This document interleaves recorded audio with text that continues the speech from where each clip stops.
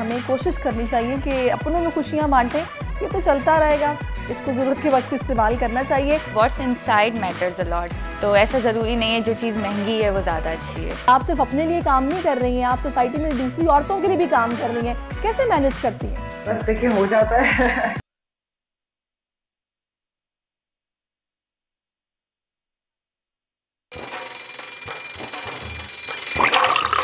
आजकल जिंदगी ही सुबह आउट ऑफ कंट्रोल है, दुनिया बोल है, मेरी दुनिया बोल है।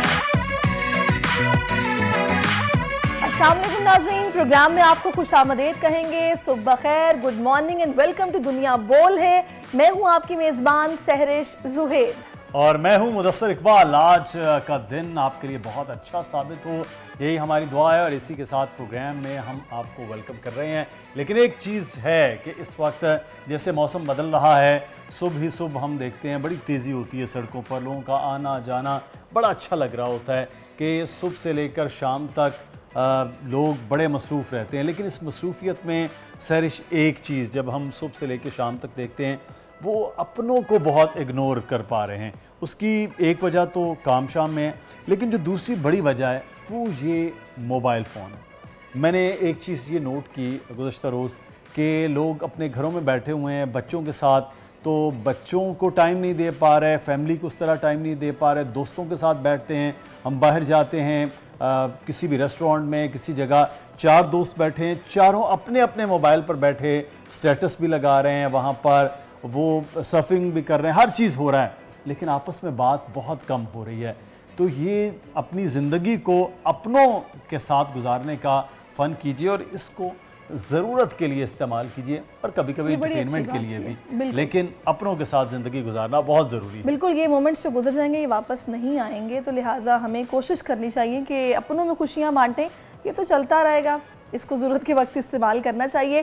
तो आगाज़ हमने करना है अच्छी बात से, जो कि इमाम हसन मुज्तबा का कौल है कि नेक काम वो है जिससे पहले सुस्ती ना की जाए और उसके बाद कोई मन्नत ना रखी जाए। यानी कि नेक काम का इरादा करें तो बस फ़ौरन कर दें और उसके बाद किसी बदले की ख्वाहिश ना रखी जाए, बल्कि जिसके साथ भी नेकी की जाए वो फ़ी सबीलिल्लाह की जाए, बजाय इसके कि आप एहसान किसी के लिए करें और उसको जताएं भी, यहाँ पे तवक्को रखें कि वो अब बदले में आपके लिए क्या करेगा, तो फिर वो नेकी नहीं होगी, वो फिर ज़ाहिर है वो कुछ और ही होगा। वो एहसान ही कहलाएगा कि आपने किया और फिर उसके बदले में आप कुछ रिटर्न का भी मुतालबा करें। वो सिर्फ एक ही जगह हो सकता है और वो अल्लाह की राह में नेकी है और जज़ा और अजर वो अल्लाह ताला से आप उम्मीद रखें होती है ये और मिलेगा भी वहीं से। और इंसानों से क्या मिल सकता है, इंसानों से कुछ नहीं मिल सकता।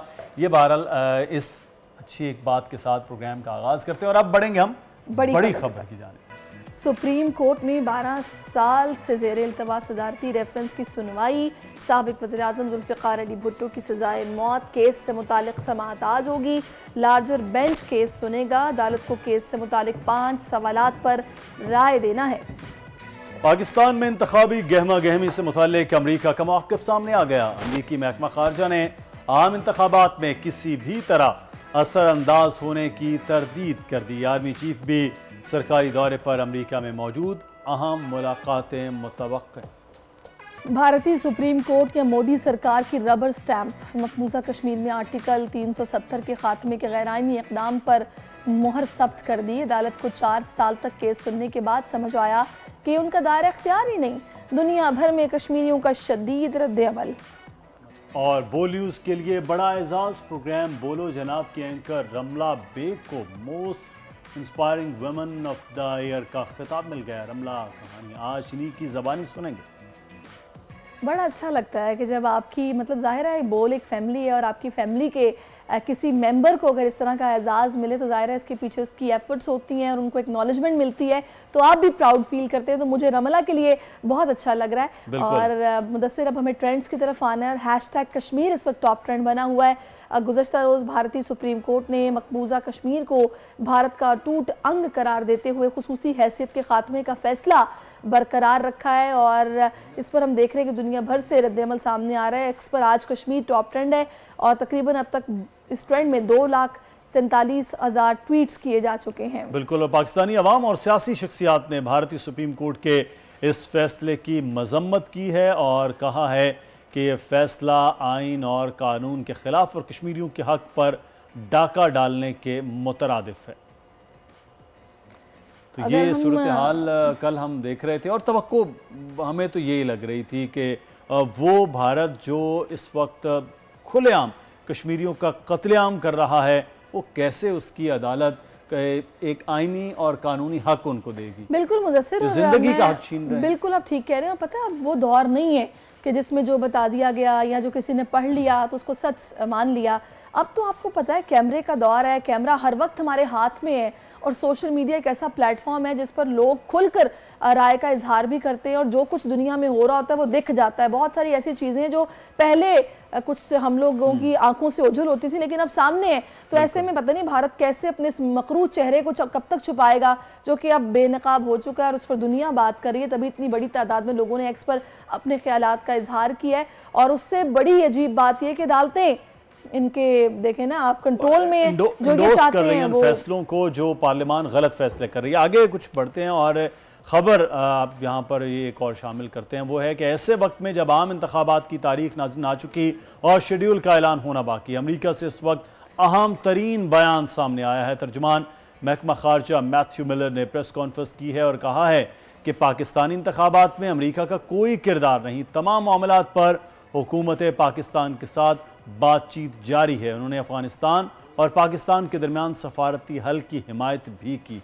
बिल्कुल, और इस ख़ास प्रेस कॉन्फ्रेंस में उन्होंने बताया है कि अफगान पार्लियामेंट को करप्शन पर नामजद करने के लिए कार्रवाई कर रहे हैं। साबिक मेंबरान और उनके रिश्तेदार अमेरिका में दाखिले के लिए नाअहल करार दिए गए हैं। बदउनवानी में मुलव्वस अफराद से मुंसलिक 44 कंपनीज को भी नामजद किया गया है।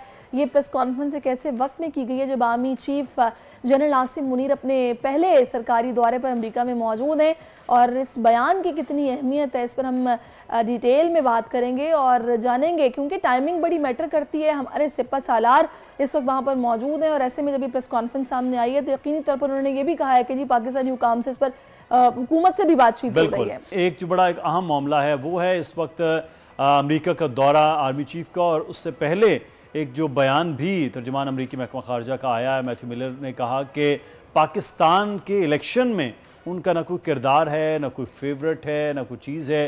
तो एक बयानिया ये बन रहा था कि अमेरिका हुकूमतें बना रहा है, हुकूमतें गिरा रहा है और उस हुकूमतें बनाने और गिराने में फिर पाकिस्तान के अंदर इदारों को भी मिलान करने की कोशिश हुई है, चीज़ें हो रही हैं। दूसरी तरफ ऐसे वक्त में अमेरिका का दौरा आर्मी चीफ का, ये क्या इस वक्त तासुर हो रहा है? जी, एक तो ये बायलैटरल आई थिंक अंडरटोन में देखना चाहिए। इससे पहले आर्मी चीफ दौरे कर चुके हैं चाइना के। I think he is visited UAE 3 दफ़ा गए हैं। इस तरह सऊदी अरेबिया है, ईरान है, टर्की है, अजरबैजान है, यूके। तो बायलैटरल आई थिंक जो मिलिट्री टू मिलिट्री कॉन्टेक्स्ट में ये चूंकि सुपर पावर का दौरा है तो इस लिहाज से इसकी ज़्यादा सिग्निफिकेंस है। पाकिस्तान अमेरिका के पहले भी स्ट्रेटेजिक और आपके डिप्लोमेटिक रिलेशन बड़े स्ट्रॉन्ग रहे हैं। 2 साल पहले आपको याद होगा ये चीज़ें डेंट होना शुरू हुई, फिर एक बयानिया बनाया गया, फिर प्रॉब्ली अमेरिका ने रजीम चेंज किया और बड़ा भोंडा सा बयानिया था जो आई थिंक अभी पिट चुका है। तो उसमें एक सर्दमहरी तो आई थी और अभी रीस्टोर करने में आई थिंक थोड़ा टाइम लगा, लेकिन देर आए दुरुस्त आए। दूसरा ये है कि अमेरिका को इस वक्त पाकिस्तान की भी ज़रूरत है।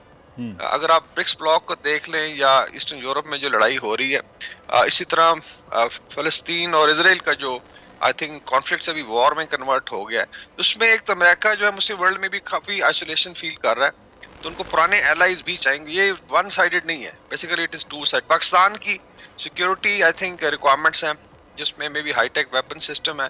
फिर इस पर भी बात होगी कि जो $7 अरब का असला आप छोड़ गए थे अफगानिस्तान में, वो हमारे भी मत्थे लग रहा है, तो उसका भी डेफिनेटली कोई ना कोई अरेंजमेंट होना चाहिए।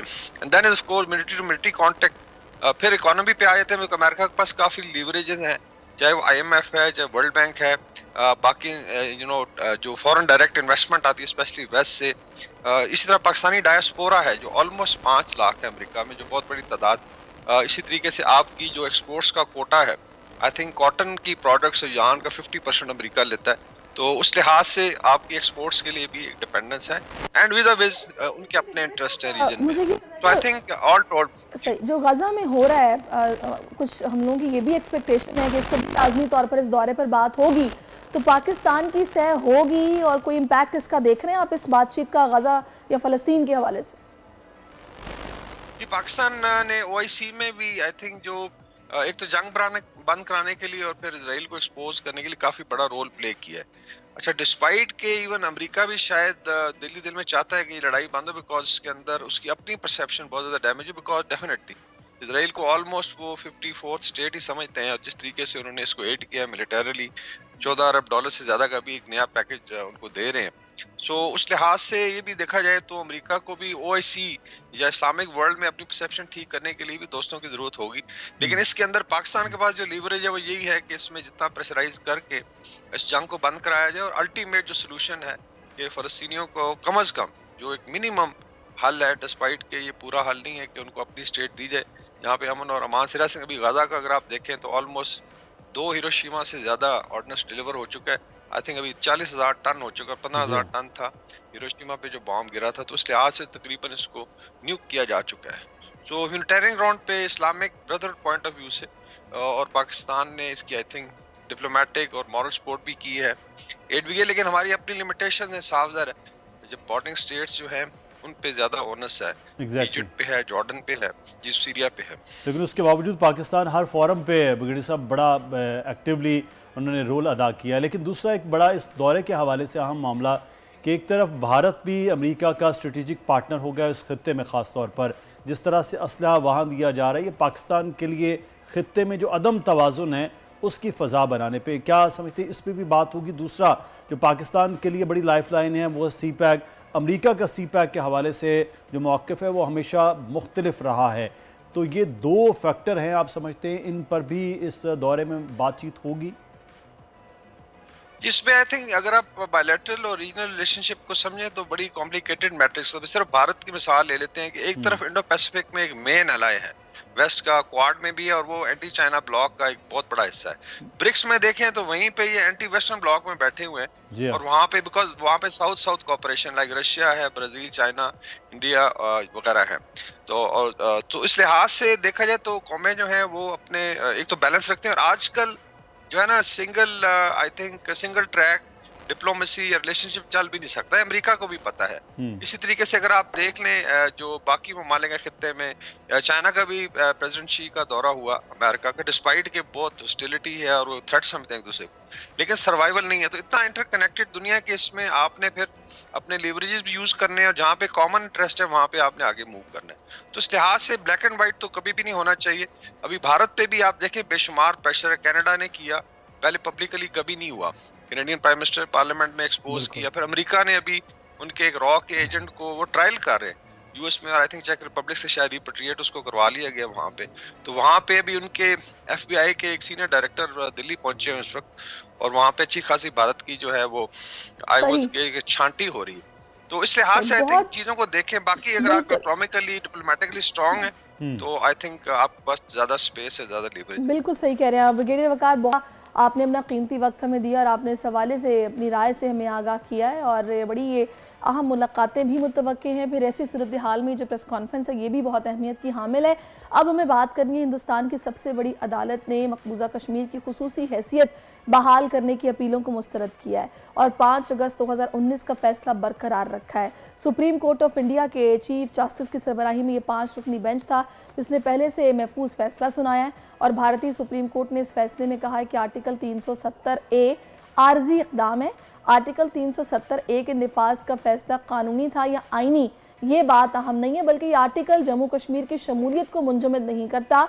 भारतीय सदर के पास ऑर्डर देने के इख्तियारात हैं। आर्टिकल 370 जो है उस पर ये जो उसके खात्मे का केस था, ये फैसला आया जिसने काफ़ी कश्मीरियों को मायूस किया है। बिल्कुल, और यही मामला जो है वो इस वक्त हमारे साथ वज़ीर आज़म आज़ाद जम्मू कश्मीर चौधरी अनवारुल हक साहब मौजूद है। बहुत शुक्रिया प्राइम मिनिस्टर साहब आपके वक्त का। सबसे पहले तो सर ये बताइएगा कि कल जो भारतीय सुप्रीम कोर्ट का फैसला आया है इंसानी हुकूक की खुल्लम खुल्ला खिलाफ वर्जी, इस गैर आइनी फैसले को आप बहसियत कश्मीरी कैसे देखते हैं? गुज़ार हूँ कि आपने मुझे अपना मौक़िफ़ पेश करने का मौका दिया। भारतीय सुप्रीम कोर्ट का ये फैसला कश्मीरी अवाम की ख्वाहिशात के बरक्स है। इस फैसले की पुरजोर मजम्मत करते हुए मैं इसे मुस्तरद करता हूँ। कश्मीरियों ने पहले ही हिंदुस्तान की तरफ से 5 अगस्त 2019 के गैर कानूनी इक़दामात को मुस्तरद कर दिया था। कश्मीरियों को कभी भी भारत के किसी भी अदारे से इंसाफ या खैर की तवक्को नहीं रही और बिलखसूस हिंदुस्तानी अदलिया ने दफ़ा 370 से मुतल्लिक इस किस्म का फैसला देकर अपने आप को हुकूमत के मातहत अदारा होने का बयन सबूत फराहम कर दिया है। इस फैसले ने हिंदुस्तानी अदलिया की रही सही साख की कली भी खोल दी है। भारतीय सुप्रीम कोर्ट ने कश्मीरियों और मुसलमानों के मामले में हमेशा इंसाफ का खून किया है। अफजल गुरु का अदालती कत्ल हो या बाबरी मस्जिद का फैसला, ये इसके जिंदा जावेद सबूत हैं। फाशिस्ट मोदी हुकूमत खुली नाइंसाफी पर मबनी अदालती फैसलों की आड़ लेकर कश्मीरी कौम को किसी तौर भी उनके पैदाइशी हक खुद इरादियत से महरूम नहीं कर सकती। इंशाअल्लाह ताला कश्मीरी अपने इलाके पाकिस्तान की साहब, भारतीय सुप्रीम कोर्ट का फैसला तो हिंदुत्व सोच की अक्कासी करता नजर आता है। ये कश्मीरियों के खून को रायगा करने के मुतरादिफ है। क्या इस गैर आईनी फैसले पर अक़वाम आलम को कश्मीरियों का साथ किस तरह देना चाहिए आपकी नज़र में? मकबूजा कश्मीर के बासियों ने अपने लहू से चिराग जलाकर तहरीक आज़ादी कश्मीर को जो जला बख्शी है, भारतीय सुप्रीम कोर्ट का फैसला इस शम्मा को कभी बुझा नहीं पाएगा। खूनी लकीर के इस पार हमारे जो भाई, माएँ, बहनें और बेटियां भारतीय जुल्म, सितम और बर्बरियत का शिकार हैं, उनको मैं ये वाज़ेह पैगाम देना चाहता हूँ कि तहरीक आज़ादी कश्मीर के बेस कैंप की हुकूमत इस मुश्किल वक्त में पूरी शदोमत के साथ आपके साथ खड़ी है। मैं इस मौका पर आलमी बरादरी से ये अपील करता हूँ कि कश्मीरियों का हक खुद इरादियत दबाने के लिए भारत तमाम हथकंडे इस्तेमाल कर चुका है, हत्ता कि उसने अपनी सबसे बड़ी अदालत को भी मुतनाज़ा बनाकर बेनकाब कर दिया है। अब आलमी बरादरी मजलूम कश्मीरियों को इंसाफ फराहम करने के लिए अपना किरदार अदा करे। भारत ताकत के बलबूते पर कश्मीरियों के हक खुद इरादियत को गस्ब नहीं कर सकता। आपसे ये भी हम जानना चाहेंगे कि ये फैसला जो है गैर आईनी और कश्मीरियों के हक खुद इरादियत पर हमला, इस फैसले को किस प्लेटफॉर्म पर चैलेंज किया जा सकता है ताकि कश्मीरियों को उनका हक भी मिल सके? जहाँ तक भारतीय सुप्रीम कोर्ट के इस मुतसबाना फैसले को चैलेंज करने का ताल्लुक है, इस हवाले से बैनुल अक़वामी क़वानीन के माहिरीन वो कश्मीरी क़यादत के साथ वसी तर मुशावरत के बाद एक ठोस लाए अमल आइंदा आने वाले दिनों में इख्तियार किया जाएगा। आज़ाद जम्मू कश्मीर कानून साज असम्बली भी इस हवाले से खुसूसी सेशन भी बुलाया जाएगा। जहाँ तक अवामी सतह पर इस फैसले पर रद्द अमल का मामला है तो बैरून मुल्क में आबाद कश्मीरी और आज़ाद कश्मीर में बसने वाले शहरी इस फैसले को गली कूचों और सड़कों पर मुस्तरद कर रहे हैं और इस एहतजाज में मजीद शिद्दत भी आएगी। इसके साथ साथ अक़वाम मुत्तहिदा समेत बैनुल अक़वामी पर इस मामले को बिल्कुल सही कहा आपने चौधरी अनवारुल हक साहब, बहुत शुक्रिया आपका कि आपने अपना कीमती वक्त हमें दिया और इस फैसले के हवाले से बतौर कश्मीरी आपने अपनी राय से हमें आगाह किया है। और अभी हमें नाज़रीन एक वक्फा लेना है। मुदस्सिर वक्फे के बाद फिर से बिल्कुल वक्फे के बाद फिर हाजिर होते हैं, हमारे साथ रहिएगा। आजकल ज़िंदगी सुबह आउट ऑफ कंट्रोल है, दुनिया बोल है, मेरी दुनिया बोल है। वेलकम बैक नाजरीन। और मुदस्सिर बोलने वाले थे, मैंने बोल बिल्कुल दिया। वैसे शुक्रिया। और हम हमेशा लेडीज फर्स्ट के चक्कर में रहते हैं कि यार कोई ऐसी बात। अच्छा, मसला भी तो कुछ लेडीज से ज़्यादा रिलेटेड है ना। असल में मौसम हो गया चेंज, सबको पता है सर्दी आ गई है, आ नहीं रही आ गई है। तो जब मौसम चेंज होता है तो तबीयत और मिजाज में कुछ तब्दीली भी आम सी बात है। सर्दी में पता नहीं क्यों मुझे ऐसा लगता है कि हम कुछ थोड़ी सी ना उदासी भी महसूस करते हैं, खामोशी हो जाती है। फिर जिस्मानी सेहत पर इसके असरात भी होते हैं कि जब इस उदासी को दूर करना होता है तो फिर चटपटे खाने और गैदरिंग्स भी चाहिए होती हैं। और इस मौसम में स्पेशली हमें अपनी सेहत के साथ साथ अपनी स्किन का भी ख्याल रखना होता है, क्योंकि खुश्की की वजह से, डिहाइड्रेशन की वजह से हमें ना काफ़ी इस तरह के मसाइल पेश आते हैं कि हमारी स्किन ड्राई हो रही है, कलर चेंज हो रहा है, कॉम्प्लेक्शन डार्क हो रहा है, मॉइस्चराइज़र की ज़रूरत है, स्किन फट रही है। तो इस सारे मसाइल के हल के लिए जनाब आज हमने बात करनी है और ये टॉपिक बड़ा ज़बरदस्त है। मुदस्सिर, आपको ये प्रॉब्लम्स होती हैं? मुझे ये प्रॉब्लम रहती है, इसलिए मैं थोड़ा पानी बहुत ज़्यादा मेरा इस्तेमाल होता है। अच्छा, वैसे मर्द हज़रात पानी तो ज़्यादा पीते हैं, लेकिन मैंने बहुत कम मर्दों को देखा है जो रात में स्पेशली क्लिनजिंग करके सोएं या मॉइस्चराइजर स्पेशली लगाएं, नहीं करते। तो ये कितना ज़रूरी है मर्दों के लिए भी इस पर बात करने के लिए? एक बात बताऊँ, मैं भी आप क्योंकि दोस्तों से पूछता हूँ, स्पेशली मेरे फीमेल एंकर्स, वो बताती हैं फ़लाँ मॉइस्चराइजर बड़ा अच्छा है, फ़लाँ अच्छा है, तो मैं अच्छा वो लेके आए तो वो इस्तेमाल। एक हमारी सोच ये भी मुदस्सिर बड़ी अजीब है, जो महंगा होगा वो हमें अच्छा लगेगा, हाँ। हालांकि ऐसा नहीं होता। चलिए आज ये भी पूछते हैं। बिल्कुल, इस पर बात करने के लिए कंसल्टेंट डर्मेटोलॉजिस्ट हैं डॉक्टर माहनम अली, जो इस वक्त हमें ज्वाइन कर चुकी हैं। Welcome to our show and thank you so much for your time doctor Mahnam. वालेकुम सलाम, thank you for inviting me today. अच्छा, ये सारे मसाइल जो मैंने बताए हैं आपके पास यकीनी तौर पर डेली बेसिस पर इसी तरह के पेशेंट्स आते हैं? डेफिनेटली इस तरह के आते हैं, और जो आपने अभी बात की जो महंगा है वो ज़्यादा अच्छा है, तो वाकई ऐसा आपने सही कहा, ऐसा बिल्कुल नहीं होता। तो इट डिपेंड्स के एक्चुअली मार्केटिंग टैक्स और जो होती हैं उसकी वजह से आप लोग ज़्यादा टैक्स पे कर रहे होते हैं और आपको वो कॉस्ट ज़्यादा आ रही होती है। So basically what's inside matters a lot. तो ऐसा ज़रूरी नहीं है जो चीज़ महंगी है वो ज़्यादा अच्छी है। लेकिन डॉक्टर्स भी तो रिकमेंड, आप लोग भी तो करके देते हैं ना हमें कि ये ले लें, वो हमें क्या पता चलता है? वो बास पेशेंट्स तो ये समझते हैं कि डॉक्टर्स की सेटिंग है, फार्मास्यूटिकल जो होते हैं ना कंपनीज, उनके साथ कॉस्मेटिक्स कंपनीज देखें ऐसे चीज़ों में वैसे इन्वॉल्व नहीं होना चाहिए, और पेशेंट के साथ अगर आप फेयर हैं तो इस तरह की एक्टिविटीज़ में इन्वॉल्व डॉक्टर्स नहीं होते। और आप एक अच्छा और एक मतलब बेस्ट मॉइस्चराइज़र जो या कोई भी स्किन केयर इंग्रेडिएंट आप पेशेंट को प्रेस्क्राइब कर रहे हैं तो वो सबसे बेस्ट चीज़ ही करेंगे अगर आप अपने प्रोफेशन से लॉयल हैं या पेशेंट से लॉयल हैं। अच्छा डॉक्टर साहब, आजकल सर्दियों में हम बात करते हैं, सबसे एक बेसिक प्रॉब्लम रहती है, वो कहते हैं जी खुश्की, ड्राइनेस, और वो हाथों पे भी है, वो सर पे भी है, वो पाँव तक हर जगह है। क्यों होता है? अच्छा। देखें ड्राई स्किन, जैसे आपको पता है कि अभी विंटर्स आ गए हैं कराची में, तो इस तरह के पेशेंट्स काफ़ी ज़्यादा मुझे अपनी प्राइवेट प्रैक्टिस में भी और गवर्नमेंट प्रैक्टिस में भी रिपोर्ट होते हैं, क्योंकि सर्द हवाएं हैं, ठंड हवाएं हैं, तो इस वजह से स्किन ड्राई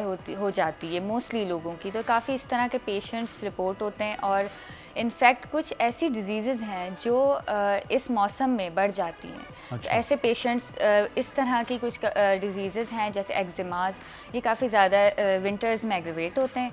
तो इसकी वजह ये बनती है कि देखें अगर विंड्स हैं तो इस वजह से हमारा स्किन बैरियर जो है उससे मॉइस्चर लॉस हो जाता है, then definitely it leads to dry skin.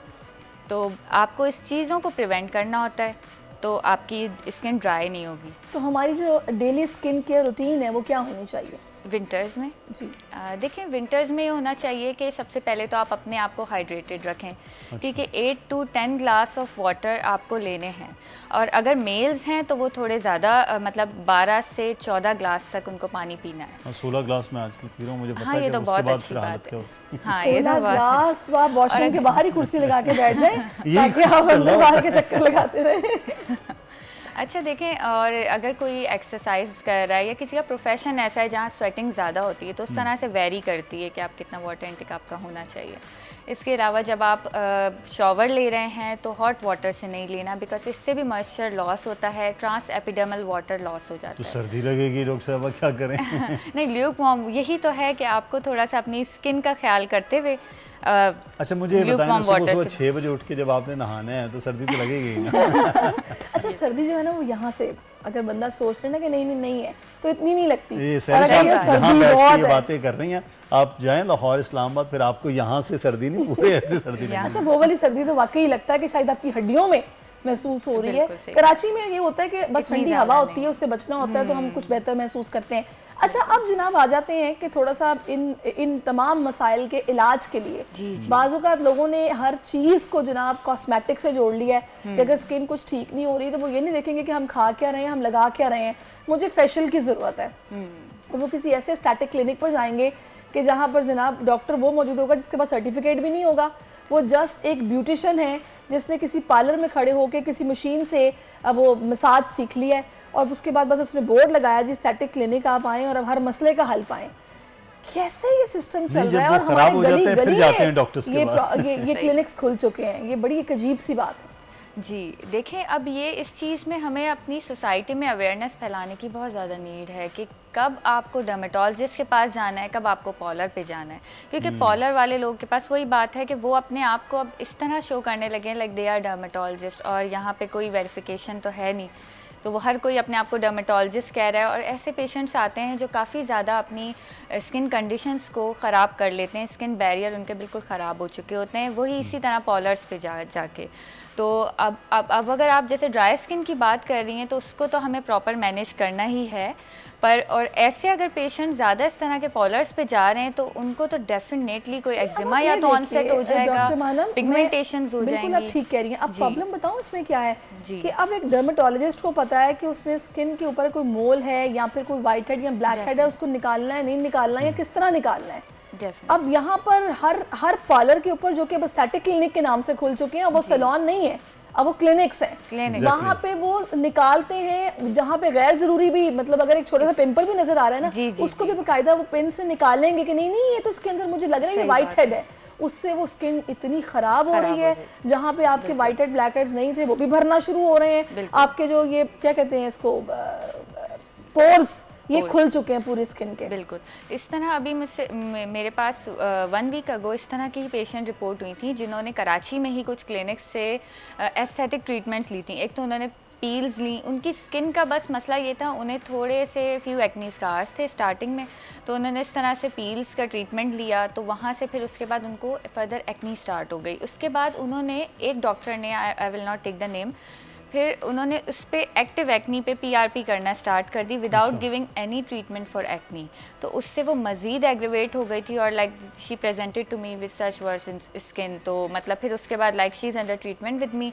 तो इस तरह से मतलब आप, और PRP का भी एक सेशन रिक्वायर्ड इस तरह होते हैं कि आप मंथली करते हैं, पर उन्होंने इसको वीकली किया। मतलब पैसे बनाने के लिए। जी, तो मतलब ये तो देख के मैं बहुत हैरान हुई कि मतलब किस तरह की प्रैक्टिसेस हैं। एटलीस्ट उनको जो कर रहे हैं, अगर ये उनको ये तो पता होना चाहिए कि मंथली एटलीस्ट तो करें, तो वीकली तो मतलब ये तो बहुत। डॉक्टर साहब ये तो है कि जब आप किसी क्लिनिक में गए हैं, जो भी एस्थेटिक क्लिनिक के नाम पर आजकल सैलून्स का नाम हो गया है, लेकिन घर में हैं, अगर ऐसी कोई प्रॉब्लम होती है तो फर्स्ट ऑफ ऑल क्या, जो लोग खुद से टोटके आजकल बहुत चल रहे होते हैं, मोबाइल पे हम देखते हैं रील्स में इतने टोटके, ये मिलाया टूथपेस्ट मिला के वो लगा रहे हैं फेस पर, उसमें ये मिला दो वो मिला दो, ये करना चाहिए कैसे? नहीं, इसको पता ये जो आपने टूथपेस्ट का नाम लिया, इसके तो मैं बहुत अगेंस्ट हूँ।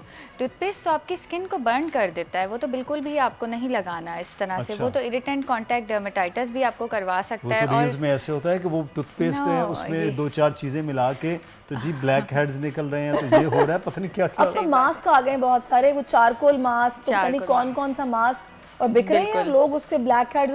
पता नहीं, ये मुझे बताइएगा क्या खूबसूरती का यही मयार है कि आपने अपने पूरे मुंह से पोर्स खोल के उनकी अच्छी तरह सफाई करनी? नहीं, देखें इस तरह बिल्कुल नहीं है। और खूबसूरती का मयार ये एक्चुअली हमारे मुल्क में काफ़ी ज़्यादा इस चीज़ पे है कि गोरा है तो अच्छा है, तो इस वजह से पेशेंट काफ़ी ज़्यादा अपने आप को अग्रेसिवली ट्रीट इस तरह के जो फेक डॉक्टर्स हैं इनसे करवा लेते हैं, और इस तरह और फर्दर उनकी स्किन कंडीशन खराब हो जाती है। जो टोटकों, जी बताएं। डॉक्टर से तो बहुत दूर है, बाजार में इतनी क्रीमें मिल रही हैं कि वो रंग जो है अपना वो कुछ से कुछ होता है, फेस कुछ है। जब तक आप लगाते रहें आप गोरे रहते हैं, जब लगाना छोड़ दें तो आप जरूरत से ज़्यादा काले हो जाते हैं। ये बिल्कुल सही बात है। और सिर्फ ऐसा नहीं है कि वो क्रीम्स लगा के आप ज़रूरत से ज़्यादा काले हो जाएंगे। इनफैक्ट आपको पिगमेंटेशन इश्यूज तो स्टार्ट होंगे, बट स्किन थिन भी हो जाती है, कैपिलरीज, स्किन पे वेसल्स नजर आने लग जाती हैं, स्किन पे बाल आ जाते हैं, तो मतलब आपकी स्किन लॉन्ग टर्म में बहुत ख़राब हो जाती है। आई थिंक सो ये इसके अंदर थोड़ा सा ब्लीच ऐड होता है जो आपके स्किन के बालों को पहले कुछ लाइट करता है, जिससे आपका कॉम्प्लेक्शन कुछ फेयर लगने लगता है। अब यहाँ पर सवाल ये पैदा होता है डॉक्टर मानम कि हमें कौन से मॉइस्चराइजर्स यूज करने हैं, हमें अपनी स्किन केयर के लिए डेली क्या यूज करना है, क्योंकि डॉक्टर्स तो यहाँ तक बताते हैं स्टोव के पास भी जा रहे हो तो मुंह पे कुछ लगा के जाओ,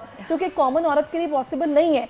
जिन्होंने अपनी बिजी लाइफ में फटाफट बच्चों के लिए भी बनाना है, खुद भी करना है, ये भी करना है, वो कैसे मतलब सुबह उठेंगी, पहले जनाब अपने फेस के ऊपर वो ये सनब्लॉक लगाएंगी, उसके बाद फेस वॉश करेंगी, वो 4 घंटे उसका असर रहता है, फिर दोबारा लगाएंगी, रात में मॉइस्चराइज, ये मुमकिन नहीं है। ये तो सही कह रहे हैं आप। देखिए इसमें भी एक थोड़ी सी चीज़ इसमें आपको गौर फरमाने की ज़रूरत है, वो ये कि देखें जब आपने जैसे सन ब्लॉक की बात की, तो जो लोग घर पे हैं और उनके मतलब कोई ऐसी बड़ी खिड़की नहीं है जहाँ से लाइट आ रही है, या मोबाइल की लाइट या कंप्यूटर की लाइट, उस टाइम उनका एक्सपोजर अगर नहीं है, जैसे आप बात कर रही हैं हाउसवाइफ्स की, अगर वो अपने कामों में बिजी हैं, तो उनका ये है कि उनको फिर ज़रूरी नहीं है कि वो 2 घंटे बाद सन ब्लॉक लगाएं। अच्छा, हाँ, नहीं किचन में तो जाएंगी ना? जी, किचन में जाते हुए तो लगाना है फिर डेफिनेटली। मतलब मैं ये बताना चाह रही हूँ कि अब ये सोच के बहुत ज़्यादा होता है कि हर 2 घंटे बाद हाउ इज़ इट पॉसिबल ना, तो एटलीस्ट वो सुबह लगा लें और उसके बाद जब उठी हैं सुबह, उसके बाद जो है फिर वो किचन में जाने से 15 मिनट पहले लगा लें। और फिर ऐसा नहीं मैं कहूँगी कि फिर वो रीअप्लाई हर 2 घंटे बाद करती जाएँ, ऐसे नहीं। तो वो उन्होंने जब वो मतलब ये जब सूरज के आगे या फिर उनका स्टोव के आगे एक्सपोजर है तो तब उन्होंने सनब्लॉक लगा लिया एंड देन उनको दोबारा रीअप्लाई करने की ज़रूरत नहीं है अंटिल के वो कहीं बाहर जा रही हैं या दोबारा से स्टोव पे एक्सपोजर है नेक्स्ट उनके, जैसे सुबह का नाश्ता बनाया तो नेक्स्ट खाने से पहले। तो मतलब कि इतना हार्ड एंड फास्ट कोई नहीं है कि आप हर 2 घंटे, हाँ अगर आप आउटसाइड अंडर द सन है या आपको यूवी रेज आ रही हैं तो फिर आपको लगाना है आफ्टर एवरी 2 आवर्स। अच्छा, मॉइस्चराइज कैसे रखना है अपनी मॉइस्चराइज? जी, आपको मैं इसी बात का जवाब देने लगी थी। देखें, स्किन केयर रूटीन अगर मैं अभी एक मतलब ऐसे जनरल बात करूं तो ये आपकी मॉर्निंग स्किन केयर रूटीन भी होनी चाहिए और night time skin care routine भी होनी चाहिए। और अगर किसी को ये वैल्यूज़ पता है कि स्किन के लिए कितनी ज़्यादा स्किन केयर ज़रूरी है तो डेफिनेटली वो अपने दिन का 5 मिनट तो निकालेंगे, 5 से 10 मिनट के मैं अपने स्किन पे अप्लाई कर लूँ। तो आपका मॉर्निंग स्किन केयर रूटीन भी आपकी स्किन टाइप के अकॉर्डिंगली होना चाहिए और नाइट टाइम रूटीन भी इसी तरह होना चाहिए और according to your skin care concerns. तो अगर आप मॉर्निंग में अगर आप स्किन केयर रूटीन ये रख रहे हैं तो आपने कोई एंटीऑक्सीडेंट सीरम लगा लिया, देन मॉइस्चराइज़र और उसके बाद आपने सनब्लॉक लगा लिया, then you are ready to go out. अच्छा, अभी हमारी टेलीविजन स्क्रीन पर आप देख रहे हैं कि नंबर भी आपको नज़र आ रहा है, तो आप डॉक्टर महानम से अपने किसी भी स्किन के प्रॉब्लम के हवाले से बात कर सकते हैं, रिलेटेड कोई भी क्वेश्चन कर सकते हैं। तो आप कॉल कीजिए, फ़ोन उठाइए, डॉक्टर महानम अवेलेबल हैं और वो आपको आपके डॉक्टर साहब की मौजूदगी का फ़ायदा उठाइए और कॉल कीजिए और आपको बताएंगे कि अगर कोई इशू है तो उसका क्या हल है। डॉक्टर साहब, ये एक चीज़ में एक लोग मसाज करते हैं डेली या फिर एक दिन छोड़ के ऑलिव ऑयल से या कोकोनट ऑयल से, ये ठीक है? नहीं, फेस पे। अच्छा, फेस पे मेकअप रिमूव के लिए वो कर रहे होते हैं मसाज, और फिर वो आजकल छोटे छोटे मसाजर हैं वो पकड़ के, और ये भी आजकल रील्स से लोगों ने बहुत ज़्यादा किया। ये चीज़ें बस इस तरह है कि लाइक अप्रूव ट्रीटमेंट्स नहीं है। और अगर आप बात करें ऑयल्स की, जैसे आप ऑलिव ऑयल की बात कर रहे हैं, आलमंड ऑयल की बात कर रहे हैं, तो ऑलिव ऑयल जो है वो जिनको डैंड्रफ है ख़ास तौर पे उनको नहीं लगाना चाहिए, उनको इवन वो ये चीज़ें एग्रेवेट हो जाएंगी। अच्छा, ठीक है, तो आप sweet almond oil, rose hip oil लगा सकते हैं, कोकोनट ऑयल भी अच्छा है लगाने के लिए, और मस्टर्ड ऑयल इतना नहीं, मतलब ना सर के लिए बात कर रहे हैं। अच्छा, स्किन पे नहीं लगाएं, सर पे लगाएं। फेस की बात, ओके, मैं फेस की जैसे बात कर रही हूँ। तो ये कुछ ऑयल्स हैं जो कि आपका स्किन बैरियर इम्प्रूव ही करते हैं। बाकी ये कुछ और हैं जिनमें ओलेनिक एसिड होता है तो वो आपकी स्किन बैरियर को वर्स कर देते हैं। तो आप आलमंड ऑयल का इस तरह से है कि अगर आप किसी को एक्जिमा है उसके लिए वो बेहतर है, अदरवाइज उसका कोई ख़ास बेनिफिट नहीं है। बाकी हाँ, कोकोनट ऑयल अच्छा है, नहीं आलमंड ऑयल का, बाकी कोकोनट ऑयल जो है वो अच्छा है। वो अच्छा, इस वक्त मिसेस जुनैद मौजूद है हमारे साथ कॉल पर मुजफ्फरगढ़ से। जी अस्सलाम वालेकुम मिसेस जुनैद, क्या सवाल है आपका डॉक्टर साहबा से?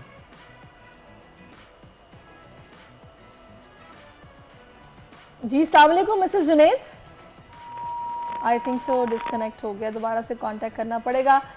अच्छा, अब इसमें ना मैंने बहुत सारे लोगों को डॉक्टर मानम देखा है कि वो कोकोनट ऑयल बहुत कसरत से यूज़ करते हैं, ना सिर्फ अपने फेस पे, पूरी बॉडी पे, और वो ये कहते हैं कि हमारे स्कार्स भी इससे, खाने में भी हमारे स्कार्स जो है ना स्किन पे, वो इससे ख़त्म हुए हैं कोकोनट ऑयल से। हाँ जी, देखिए स्कार्स तो एक तो विद टाइम चले जाते हैं, और अगर आप मॉइस्चराइज कर रहे हैं, जैसे मैंने बताया कि स्किन बैरियर में तो रोल है कोकोनट ऑयल का, तो वो इस लिहाज से उनको स्कार्स, पिगमेंटेड मार्क्स जो होते हैं एक्नी के, वो चीज़ें बेहतर होती हैं। बट मैं ये कहूँ अगर कोई खड्डे हैं स्किन के, वो चीज़ें तो नहीं। हाँ, बाकी हाँ पिगमेंटेशन, अगर आप बैरियर अपना मॉइस्चराइजर लगा रहे हैं तो डेफिनेटली फिर हीलिंग भी बेहतर होती है। तो उस वे से ज़ाहिर है जो खड्डों की, एक बात मैं इसमें ऐड ऑन करना चाहूँगी कि देखें, अब मार्केट में आ गए हैं इससे मतलब इन ऑयल से बेहतर मॉइस्चराइज़र अवेलेबल हैं। अच्छा, तो ऑयल्स में कुछ जो इंग्रेडिएंट्स होते हैं, अब एंटीऑक्सीडेंट्स भी हैं, कुछ फैटी एसिड्स भी हैं, तो उनके जो गुड फैट्स होते हैं, अनसैचुरेटेड फैटी एसिड, वो हमारे पास मॉइस्चराइजर्स में स्पेसिफिकली अवेलेबल हैं। तो हमारे पास एक कॉलर हैं, उनके कॉल भी सुन लेते हैं। तलाल पेशावर से। जी अस्सलाम वालेकुम तलाल, क्या आपके सवाल है? जी सर, मेरा सवाल ये है कि ये जो हेयर्स सर पे ना एक्ने होते हैं, ये किस वजह से होते हैं? सर पे एक्नी हो जाती है? जी तलाल, आपसे यही सवाल है कि सर पे जो एक्नी होती है बालों में? जी, बालों के अंदर। चलिए आपको पूछ के बताते हैं, ये जो बहुत शुक्रिया बालों तलाल में आपका।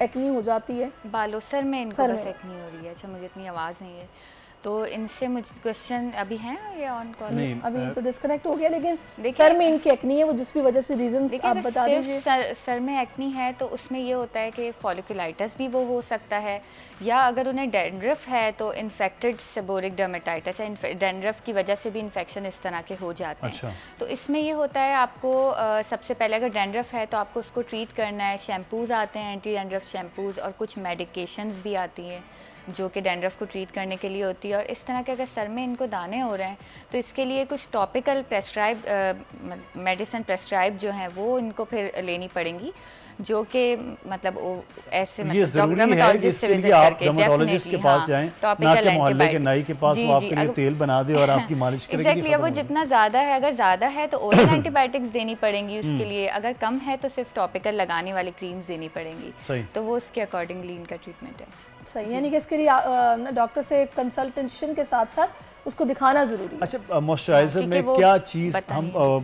पढ़ें, उसके इंग्रेडिएंट्स क्या है, क्या चीज़ होनी चाहिए और क्या चीज़ नहीं होनी चाहिए जब हम बाय करते हैं कोई भी मॉइस्चराइजर? देखें, जब आप मॉइस्चराइज़र बाय कर रहे हैं तो सबसे पहले तो आपको पता होना चाहिए कि आपकी अपनी स्किन टाइप क्या है ना, कि क्रीम चाहिए आपको, लोशन चाहिए या वाटर जेल बेस चाहिए। अच्छा। आपको उसके अकॉर्डिंगली मॉइस्चराइज़र लेना है। उसके अलावा इसमें इंग्रेडिएंट्स जो अच्छे हैं वो सिरामाइड्स हैं, हेलोरॉनिक एसिड। मंडी बहाउद्दीन से भी हमें कॉलर ने ज्वाइन किया, सॉरी आपको डॉक्टर साहब थोड़ा सा इंटरप्ट भी डॉक्टर करना साहब पड़ा आपको है। देख के कॉल पे कॉल आ रही है। खुरम ने हमें ज्वाइन किया है जी। अस्सलाम वालेकुम खुरम, क्या पूछेंगे आप? मेरे चेहरे पर बहुत पिल है, मैं बहुत सी क्रीमें भी लगा चुका हूँ। चेहरे पर क्या है आपके? चेहरे पर आपके क्या मोल्स हैं, पिल है या दाने? बहुत ज्यादा है। दाने बहुत ज्यादा अच्छा, हैं। दाने बहुत ज्यादा है, एक्नी, ठीक है। एक्नी वाले एक्नी है बहुत ज्यादा स्किन पे। एक्नी है। अच्छा, आपको सवाल करना चाहें तो पूछ लें। आपकी एज क्या है? एज क्या है आपकी? मेरी तकरीबन 26 साल हो गई। 26 साल। अच्छा, आपको कब से एक्नी है? दाने कब से हैं आपको? ये तकरीबन मुमकिन 6 माह से। 6 महीने से। आपने कोई इलाज किया है इसके लिए? इलाज तो बहुत किया है, बहुत सी क्रीमें भी लगाई है, ये फाइजा क्रीम, जो ये गोल्डन पर, बहुत ज्यादा क्रीमें लगाई हैं। अच्छा, इसके अलावा आपने कोई खाने वाली मेडिसिन यूज की हैं क्या? नहीं, मैंने वो कोई मेडिसिन नहीं, बस। अच्छा, नहीं किए हैं। ठीक है, चले मैं आपको इसका जवाब देती हूँ। देखें, अभी जो इन्होंने बताया कि मैंने बहुत मेडिकेशन यूज़ किए, golden pearl and Pfizer beauty cream, तो देखें ये तो और एक्नी करवाती हैं। ये जो क्रीम्स हैं ये कोई इलाज ट्रीटमेंट वाली क्रीम्स नहीं है, ये तो केमिकल्स जो कि वो है जो एक्नी और करवा देती हैं। इनमें और स्टीरॉयड होता है, मर्करी होता है, तो उससे इनफैक्ट और एक्नी वर्स हो जाती है। टेम्परेरी आपको लगता है जी। अब देखें, अगर आपके एक्नी ज़्यादा है, अब एक्नी की ट्रीटमेंट इस तरह होती है, कम है, मॉडरेट है या ज़्यादा है। तो अगर ये कह रहे हैं इनके अकॉर्डिंगली ज़्यादा है तो इनको तो ओरल मेडिकेशन फिर लेनी ज़रूर पड़ेगी, along with some topical creams वगैरह के साथ। अब इसमें देखें, अब मैं इनको ये ज़रूर बता सकती हूँ यहाँ पे कि कुछ फेस वॉश हैं जिनमें सैलिसाइलिक एसिड होता है, आप वो इस्तेमाल करें। इसके अलावा जो है विटामिन ए की क्रीम्स आती हैं, आप वो भी इस्तेमाल कर सकते हैं एक्नी पे। और बेंजाइल पेरोक्साइड्स की भी आती हैं, वो आप लगाएं एक्नी पे। इसके अलावा अगर सिवियर है तो डेफिनेटली प्रेस्क्रिप्शन मेडिकेशन इनको लेनी पड़ेगी फिर तो। हाँ, क्योंकि सिर्फ टॉपिकल से फिर फ़र्क नहीं आएगा, फिर इसके लिए सिवियर होती है तो ओरल, और डेफिनेटली इनको गोल्डन पर्ल और फाइजा ब्यूटी क्रीम में ये बन अभी आपके लिए अच्छा, वो घरेलू आप बता सकती हैं फौरी तौर पर? ऑब्वियसली अभी तो वो डॉक्टर के पास नहीं गए, लेकिन आपकी मौजूदगी का उन्हें इतना फायदा हो कि वो ये वाली दोनों क्रीम्स को छोड़ दें और कुछ और अगर घर में कर सकते हैं करें। मैं आपसे पूछूंगी इस्लामाबाद से मोना भी हमारे साथ मौजूद है जी। अस्सलाम वालेकुम मोना, आपका क्या सवाल है जी डॉक्टर मानम से? अस्सलाम वालेकुम, मेरा सवाल ये है कि मैं हाथ बहुत ज़्यादा धोती हूँ और जिसकी वजह से मेरे हाथ बाकी बाजू और जिस्म से बहुत काले हो गए हैं। तो आई थिंक हाथ धोने की वजह से ही हुए हैं, लेकिन अच्छा, ज़्यादा धोती हैं तो आप इतना ज़्यादा हाथ क्यों धोती हैं? मतलब वजह इसकी, मतलब बहुत ज़्यादा अग्रेसिवली क्या बार बार हाथ धो रही हैं? जी हाँ जी। आपको आदत है या क्या वजह क्या है? या काम ज़्यादा ऐसा है कि आपको बार बार धोना पड़ रहा है, या मतलब जैसे किचन वगैरह की थोड़ा समझ लें थोड़ा मेंटल प्रॉब्लम भी होगा, ओसीडी समझ लें। हाँ, मैं यही पूछना चाह रही थी। सही, तो इस वजह से आपको पिगमेंटेशन हो गई है, स्किन ड्राई क्रैक्ड भी होगी, राइट? ड्राई हो गया, बहुत डार्क हो गया। हाँ। डार्क हो गई है, ठीक है, चलें। थैंक यू जी। Thank you. अच्छा देखें, अभी इनको तो जो सबसे पहली चीज़ है, जब हमें इस तरह की ड्राइनेस ऑफ स्किन या एक्जिमा होता है, उसमें सबसे पहले हम जो ट्रीट करते हैं वो कॉज को, कि वजह क्या है, क्यों हो रहा है। तो इनके केस में सबसे पहली वजह जो है वो ये खुद मतलब बहुत ज़्यादा ही ओवर वॉशिंग ऑफ हैंड कर रही हैं, तो इन्हें इसको स्टॉप करने की ज़रूरत है। अगर ये कह रही हैं मैं स्ट्रेस में करती हूँ, कुछ लोगों को हैबिट ये हो जाती है OCD की जो ये बात कर रही है ना, तो कंपल्शन, ऑब्सेशन एंड कंपल्शन के बार बार हाथ धोते जाते हैं, तो इसलिए इनको इस चीज़ को ट्रीट करवाना होगा। इसके भी ट्रीटमेंट के तरीके होते हैं, या तो आप अपने आप को खुद काउंसिल इस तरह करें कि आप इस चीज़ को ओवरकम कर सकें, अगर नहीं तो आपको you need to seek help otherwise ना, कि काउंसलिंग करवाएं, देन ओरल मेडिकेशंस इस पे आती हैं ताकि आप अपनी ये हैबिट को स्टॉप करें। और फिर अब इसमें फर्दर मैं बता सकती हूँ कि जैसे आप जब हाथ वॉश कर रही हैं तो उसके बाद आप हल्के गीले हाथों पे, नमी वाले हाथों पे आप मॉइस्चराइज़र अप्लाई करें। और थिक क्रीम बेस्ड या फिर पेट्रोलियम जेली जो होती हैं, थिक जेली, पेट्रोलियम जेली, वो आप अप्लाई करें। और over washing of hand definitely avoid करना है, वरना ये तो फिर प्रिवेंट नहीं होगा। ये तो डॉक्टर साहब ज़्यादा साफ होने चाहिए, बार-बार हाथ ड्राई हो जाते होंगे ना पानी से। देखें, एक चीज़ की हद होती है, अगर ये बहुत ज़्यादा रंग उसका डार्क हो रहा है बाकी बॉडी से, देखें हाँ ये रंग डार्क हो रहा है, अब जैसे एक्जिमा अगर उनको सेटल ऑनसेट हो रहा है इस बार बार वॉश करने के बाद, तो डेफिनेटली फिर वो हील जब करेगा तो पिगमेंटेशन भी करेगा इसकी वजह से। और जब हाउस होल्ड ये हाउसवाइफ्स होती हैं, जब ये मतलब कोई गार्लिक हो गया या कोई भी वेजिटेबल्स एंड फ्रूट्स कट करती हैं, तो इस वजह से फर्दर हाथों पे पिगमेंटेशन आती है और इस तरह के एक्जिमा। अच्छा, आप तो ग्लव्स भी पहना करें, ये 100% कॉटन ग्लव्स मिलते हैं, उसके ऊपर किचन ग्लव्स पहन लिया करें, तो फिर ये किचन के भी काम इस तरह से किया करें। अच्छा डॉक्टर माना, उन्होंने जो कॉम्प्लेक्शन की बात की है, तो आपके ख्याल में सिर्फ मॉइस्चराइजर या फिर पेट्रोलियम जेली से कॉम्प्लेक्शन साफ हो जाएगा? नहीं, देखें अभी ये बात, ये चीज़ कि एक बंदा ये सोच रहा है मुझे तो पिगमेंटेशन हो रही है और उन्होंने लगाना शुरू कर दिए ब्राइटनिंग एजेंट्स, ऐसा नहीं। अभी देखें ये इनका जो केस है, इनको एक्जिमा और ड्राइनेस अभी हो रही है, ठीक है, जिस इतना ये हाथ वॉश कर रही हैं कि इनको ड्राइनेस हो रही है, एक्जिमा भी डेफिनेटली फिर थोड़ा बहुत तो हो रहा होगा, तो उस पर अगर ये वाइटनिंग क्रीम्स या कोई भी इस तरह के एंटीऑक्सीडेंट्स लगाएंगी तो एक्जिमा और ख़राब हो जाएगा। तो मॉइस्चराइजर ही बस लगाएं, सबसे पहले अभी मॉइस्चराइजर लगाएं, इनका बैरियर हील हो जाए, उसके बाद फिर पिगमेंटेशन के लिए इनको करना है। बाकी ये अभी लेमन वगैरह इस तरह पिगमेंटेशन पे लगाना है। हाथों पे भी बात हो गई है, मुंह पे भी, सर पे भी, पाँव के आजकल सर्दियों में बहुत प्रॉब्लम होता है, लोग ग्लिसरीन लगा रहे होते हैं, पेट्रोलियम जेली यूज़ कर रहे होते हैं कि वो हील्स पे भी, तो इसके लिए क्या है? पाँव ड्राई हो, देखें पाँव जो है वो हमारी बॉडी का सबसे निग्लेक्टेड पार्ट है यूजुअली ना, तो इसकी भी केयर डेफिनेटली करनी होती है, स्पेशली विंटर्स में तो क्रैक्ड हील्स हो जाती हैं, तो इस चीज़ पे भी बहुत हमें फोकस करना होता है। अब आप जैसे पेडिक्योर मैनिक्योर भी करवाएं, या एटलीस्ट आप घर पे कर लें पेडिक्योर मैनिक्योर अपना खुद से, और उसके बाद आप मॉइस्चराइज ज़रूर करें। देखें अगर स्किन डल होती है ना, उसका सबसे बड़ी वजह होती है कि आपने मॉइस्चराइज नहीं किया। सही। तो पहली चीज़ तो ये होती है, उसके अलावा जो है फिर आप कुछ ऐसे मतलब एंटीऑक्सीडेंट्स की क्रीम्स हैं तो आप वो भी फिर लगाएं। चलें, बहुत अच्छा लगा डॉक्टर मानम आपसे बात करके, thank you so much for your time. और मैं खुरम को ये मशवरा दूंगी, भाई जो क्रीमें लगा रहे हो ना ये छोड़ दो, इससे दाने खत्म नहीं होंगे, रंग गोरा हो रहा होगा, दाने बढ़ रहे होंगे, तो पहले क्रीम्स छोड़नी पड़ेंगी और उसके बाद इसका हल जो है वो किसी डॉक्टर के पास जाना आपके लिए ज़रूरी है। अब हमें जनाब एक ब्रेक लेना है। बिल्कुल, ब्रेक की जानिब बढ़ते हैं और ब्रेक के बाद वापस आएंगे, फिर कुछ मज़ीद खबरें, मज़ीद बातें होंगी और कुछ मज़ीद मेहमान साथ रहिए।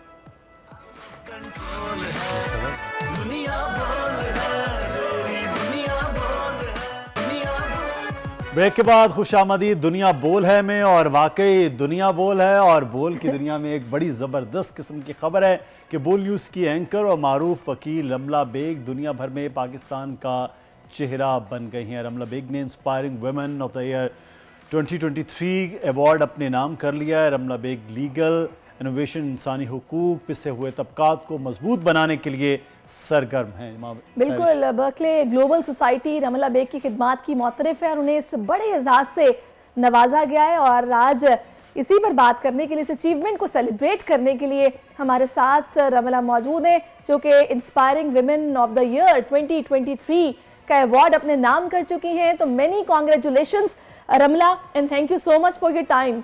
अब कैसा महसूस हो रहा है?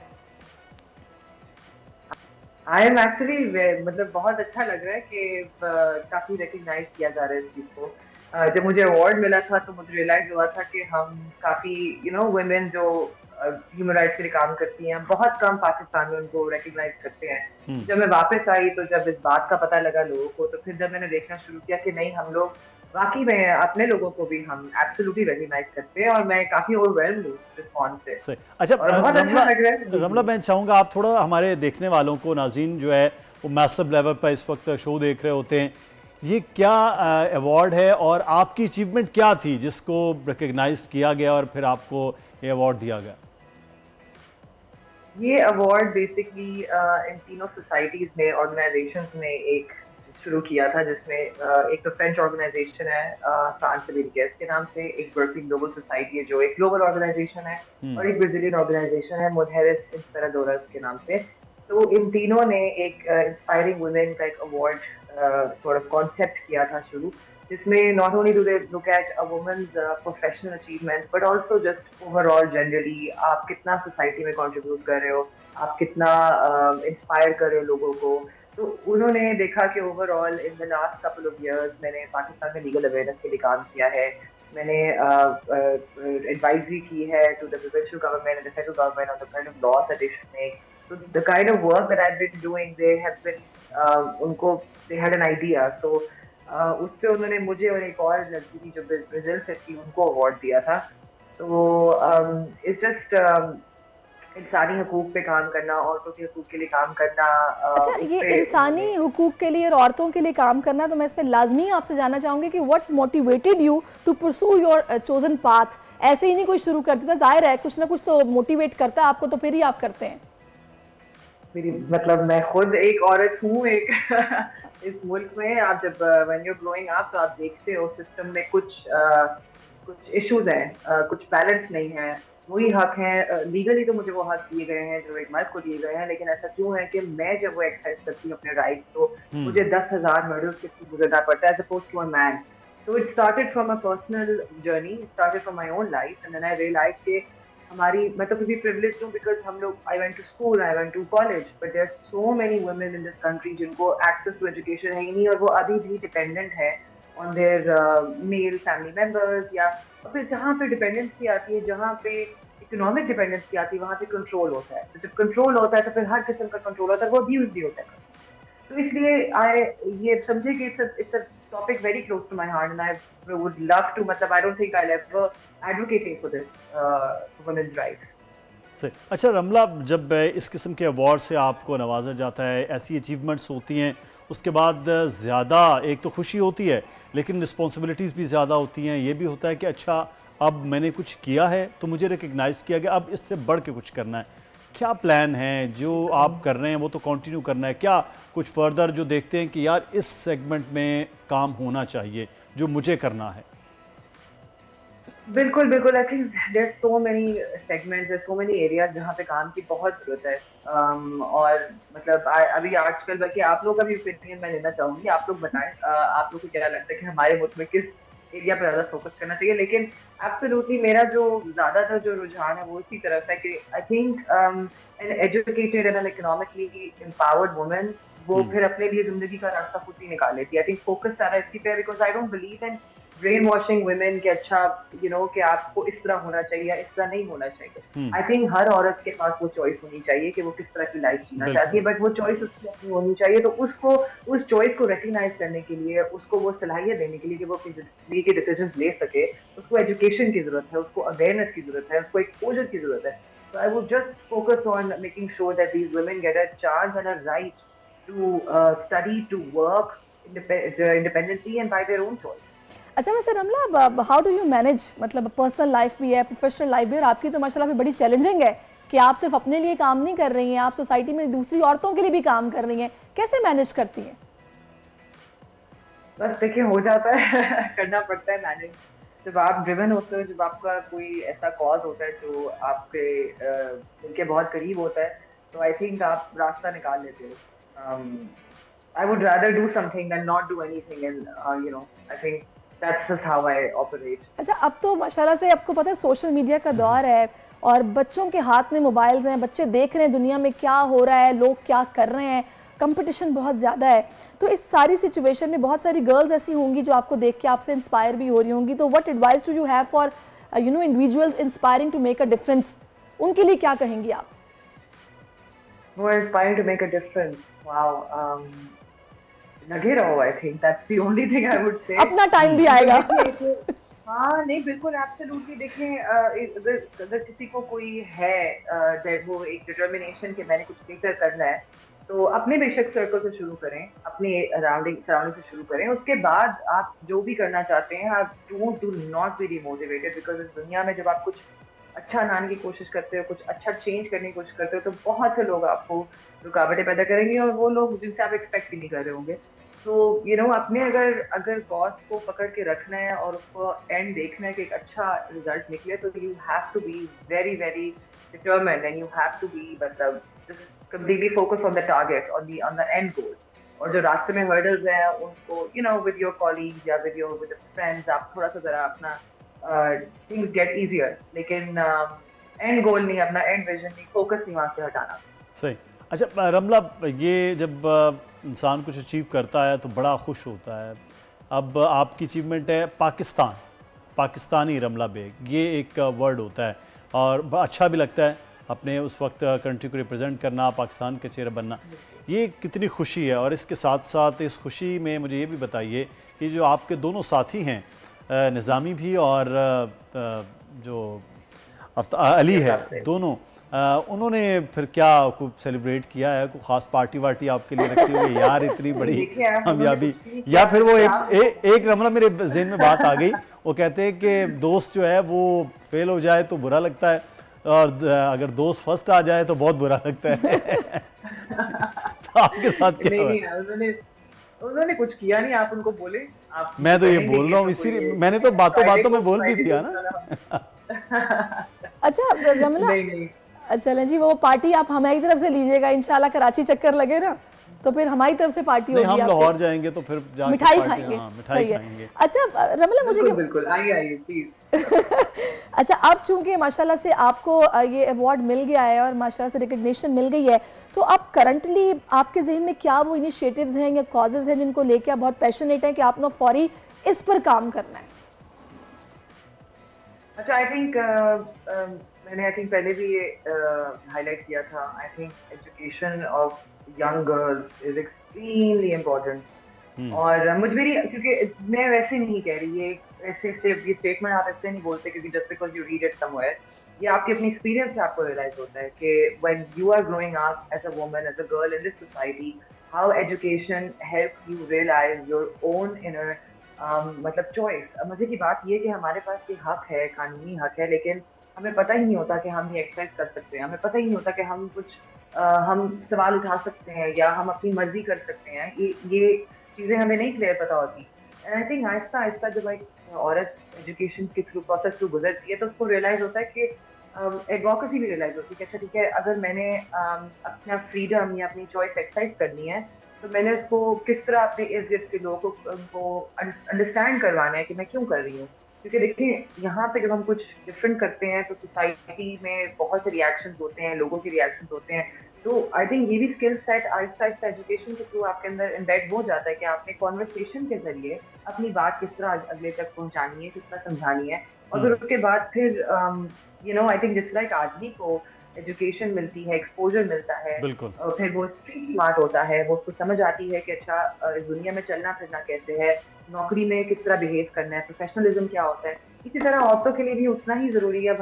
मतलब देयर सो मेनी एरियाज जहाँ पे औरतों की we need to help them so much, लेकिन वही वाली बात है कि let's start with the first thing that we can actually work for, and that is education of girls. अच्छा रमला, हम कितना ये जो आप बात कर रहे हैं, हम देखते हैं मलाला जैसे भी पाकिस्तान के फ़ख्र है, रमला ने एक अवार्ड लिया, बहुत सी हमारी बच्चियाँ पीछे ऐसी हैं जो बिल्कुल वो तो माशाल्लाह बड़ा हमें फ़ख्र होता है मलाला का जब इतनी बड़ी कामयाबी है रमला। लेकिन जो बच्चियां बहुत अब पीछे हैं वो आना चाह रही हैं, लेकिन आप बीइंग एक लॉयर भी देखते हैं कि हमारे सोसाइटी में अभी उस तरह एक्सेप्टेंस भी नहीं हो रही है जो आप बात कर रहे हैं।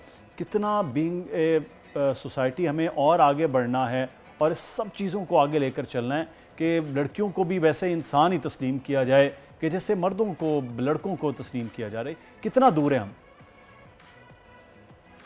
सैडली हम बहुत दूर हैं, बहुत दूर हैं हम इस मतलब, लेकिन ऐसा नहीं है कि हमने कुछ प्रोग्रेस नहीं की। हमने डेफिनेटली, आई थिंक जब से सोशल मीडिया आया है और जब से इंफॉर्मेशन का एक्सचेंज तेज हो गया है, लोगों के घरों तक बातें शुरू हो गई हैं, मीडिया ने इन कॉजेस को उठाना शुरू कर दिया है। तो ये मैं कहूँगी, ये द फैक्ट कि हमारे ड्राइंग रूम्स, हमारे लाउंजेस में ये कॉन्वर्सेशन शुरू हो गई है, this is a big achievement. अब उसके आगे जो है वो कॉन्वर्सेशन शुरू का उसका रिजल्ट कैसा निकल रहा है, वो कि एक औरत और एक मर्द को बराबर समझें, वो मेरा नहीं ख्याल कि हम उससे anywhere close to achieving that. अभी भी हमारे जो माइंडसेट हैं वो नहीं चेंज हो रहे, अभी भी हमारा कुछ बायस है औरतों के खिलाफ, अभी भी हम आदमियों को बेहतर समझते हैं, या तो हमको ज़्यादा काबिल समझते हैं या हम उनको ज़्यादा आप समझे रिलायबल समझते हैं। और औरत को तो सारी उम्र महसूस करना पड़ता है कि अच्छा मैं बराबर हूँ, यू नो। आई थिंक ये तो कितनी औरतें हैं जो लगी हुई हैं, लेकिन आपके सामने ये कि I my opinion we are far from achieving that end goal right now, but hopefully the kind of work that everybody else is doing in Pakistan और आप लोग के थ्रू भी, you know, मीडिया के थ्रू, न्यूज़ के through, we can always will try to change the mindset of people towards something more। अच्छा, और मजे की बात ये कि women empowerment हमेशा negatively लिया जाता है कि women will be, they are trying to place themselves on a higher bench than men, like उनसे बेहतर है या वो उनसे ज़्यादा stronger है, ज़्यादा intellectual है। बात असल में वो है ही नहीं। बात तो सिर्फ ये है कि जी आपके पास राइट्स हैं, मेरे पास राइट्स हैं। आप अगर सड़क पे चलते हैं कहीं जाने के लिए तो आप सेफ हैं, आपको अपनी कोई भी सीरियस मतलब बिसाइड बीइंग रॉब्ड आपको क्या डर है। लेकिन एक औरत अगर सड़क पे चलती है तो उसको वो फ्रीडम वो एंजॉय कर रही है जो उसको बिल्कुल सही कह रही है। अच्छा रमला, इसमें एक चीज़ और भी है जो मैं बहुत ज़्यादा फील भी करती हूँ, नोटिस भी करती हूँ। हमारे यहाँ कानून मौजूद है, हर तरह का कानून मौजूद है, लेकिन प्रॉब्लम आती है उसकी इम्प्लीमेंटेशन में। अब आप जहाँ हम ख़वातीन की बात कर रहे हैं, उनकी तालीम की बात कर रहे हैं, वहाँ पर ऐसी कई बच्चियाँ हैं जिनकी ज़िंदगी ख़राब हो जाती है और कानून मौजूद होने के बावजूद ये सब कुछ हो रहा है और रुकने में नहीं आ रहा। आपको क्या लगता है बीइंग अ लॉयर या फिर एक एडवोकेट की हैसियत से, क्या सोचती है कभी सिस्टम ठीक होगा पाकिस्तान में? क्योंकि कानून की अमलदारी होती है तो बहुत सारे प्रॉब्लम्स ठीक हो जाते हैं, जड़ से ठीक हो जाते हैं। जी बिल्कुल, कानून तो आई थिंक जिस तरह हमारा किसी भी और एरिया का लॉ है कि जिस तरह उसकी इम्प्लीमेंटेशन है उस तरह इन फैमिली लॉज की इम्प्लीमेंटेशन है। लेकिन ये हमारा कल्चरल इशू है, ये कानूनी इशू तो है ही है, लेकिन कल्चरल इशू ज़्यादा है। हमारा माइंड सेट लोगों का, हमारी फैमिली सिस्टम स्ट्रक्चर ऐसा है, हमारा बिल्कुल बिल्कुल मैं तो यही कहूँगी। और मतलब it's not, I wouldn't say कि ये एक when I say it's a misogynistic society, मेरा कहने का ये मतलब नहीं है कि जी सब आदमी ऐसे, हमारी औरतें ऐसी, हमारी औरतें ऐसी हैं जो अपनी ही बेटियों को एजुकेशन नहीं दिलवाती या उनको आगे बढ़ने नहीं देती, या वो अब मे बी उनका फियर होता है, they not comfortable, but in any case ये कल्चरल इशू है। और आई थिंक ये through conversation, through mass campaigns and awareness ये नहीं चेंज हो सकता।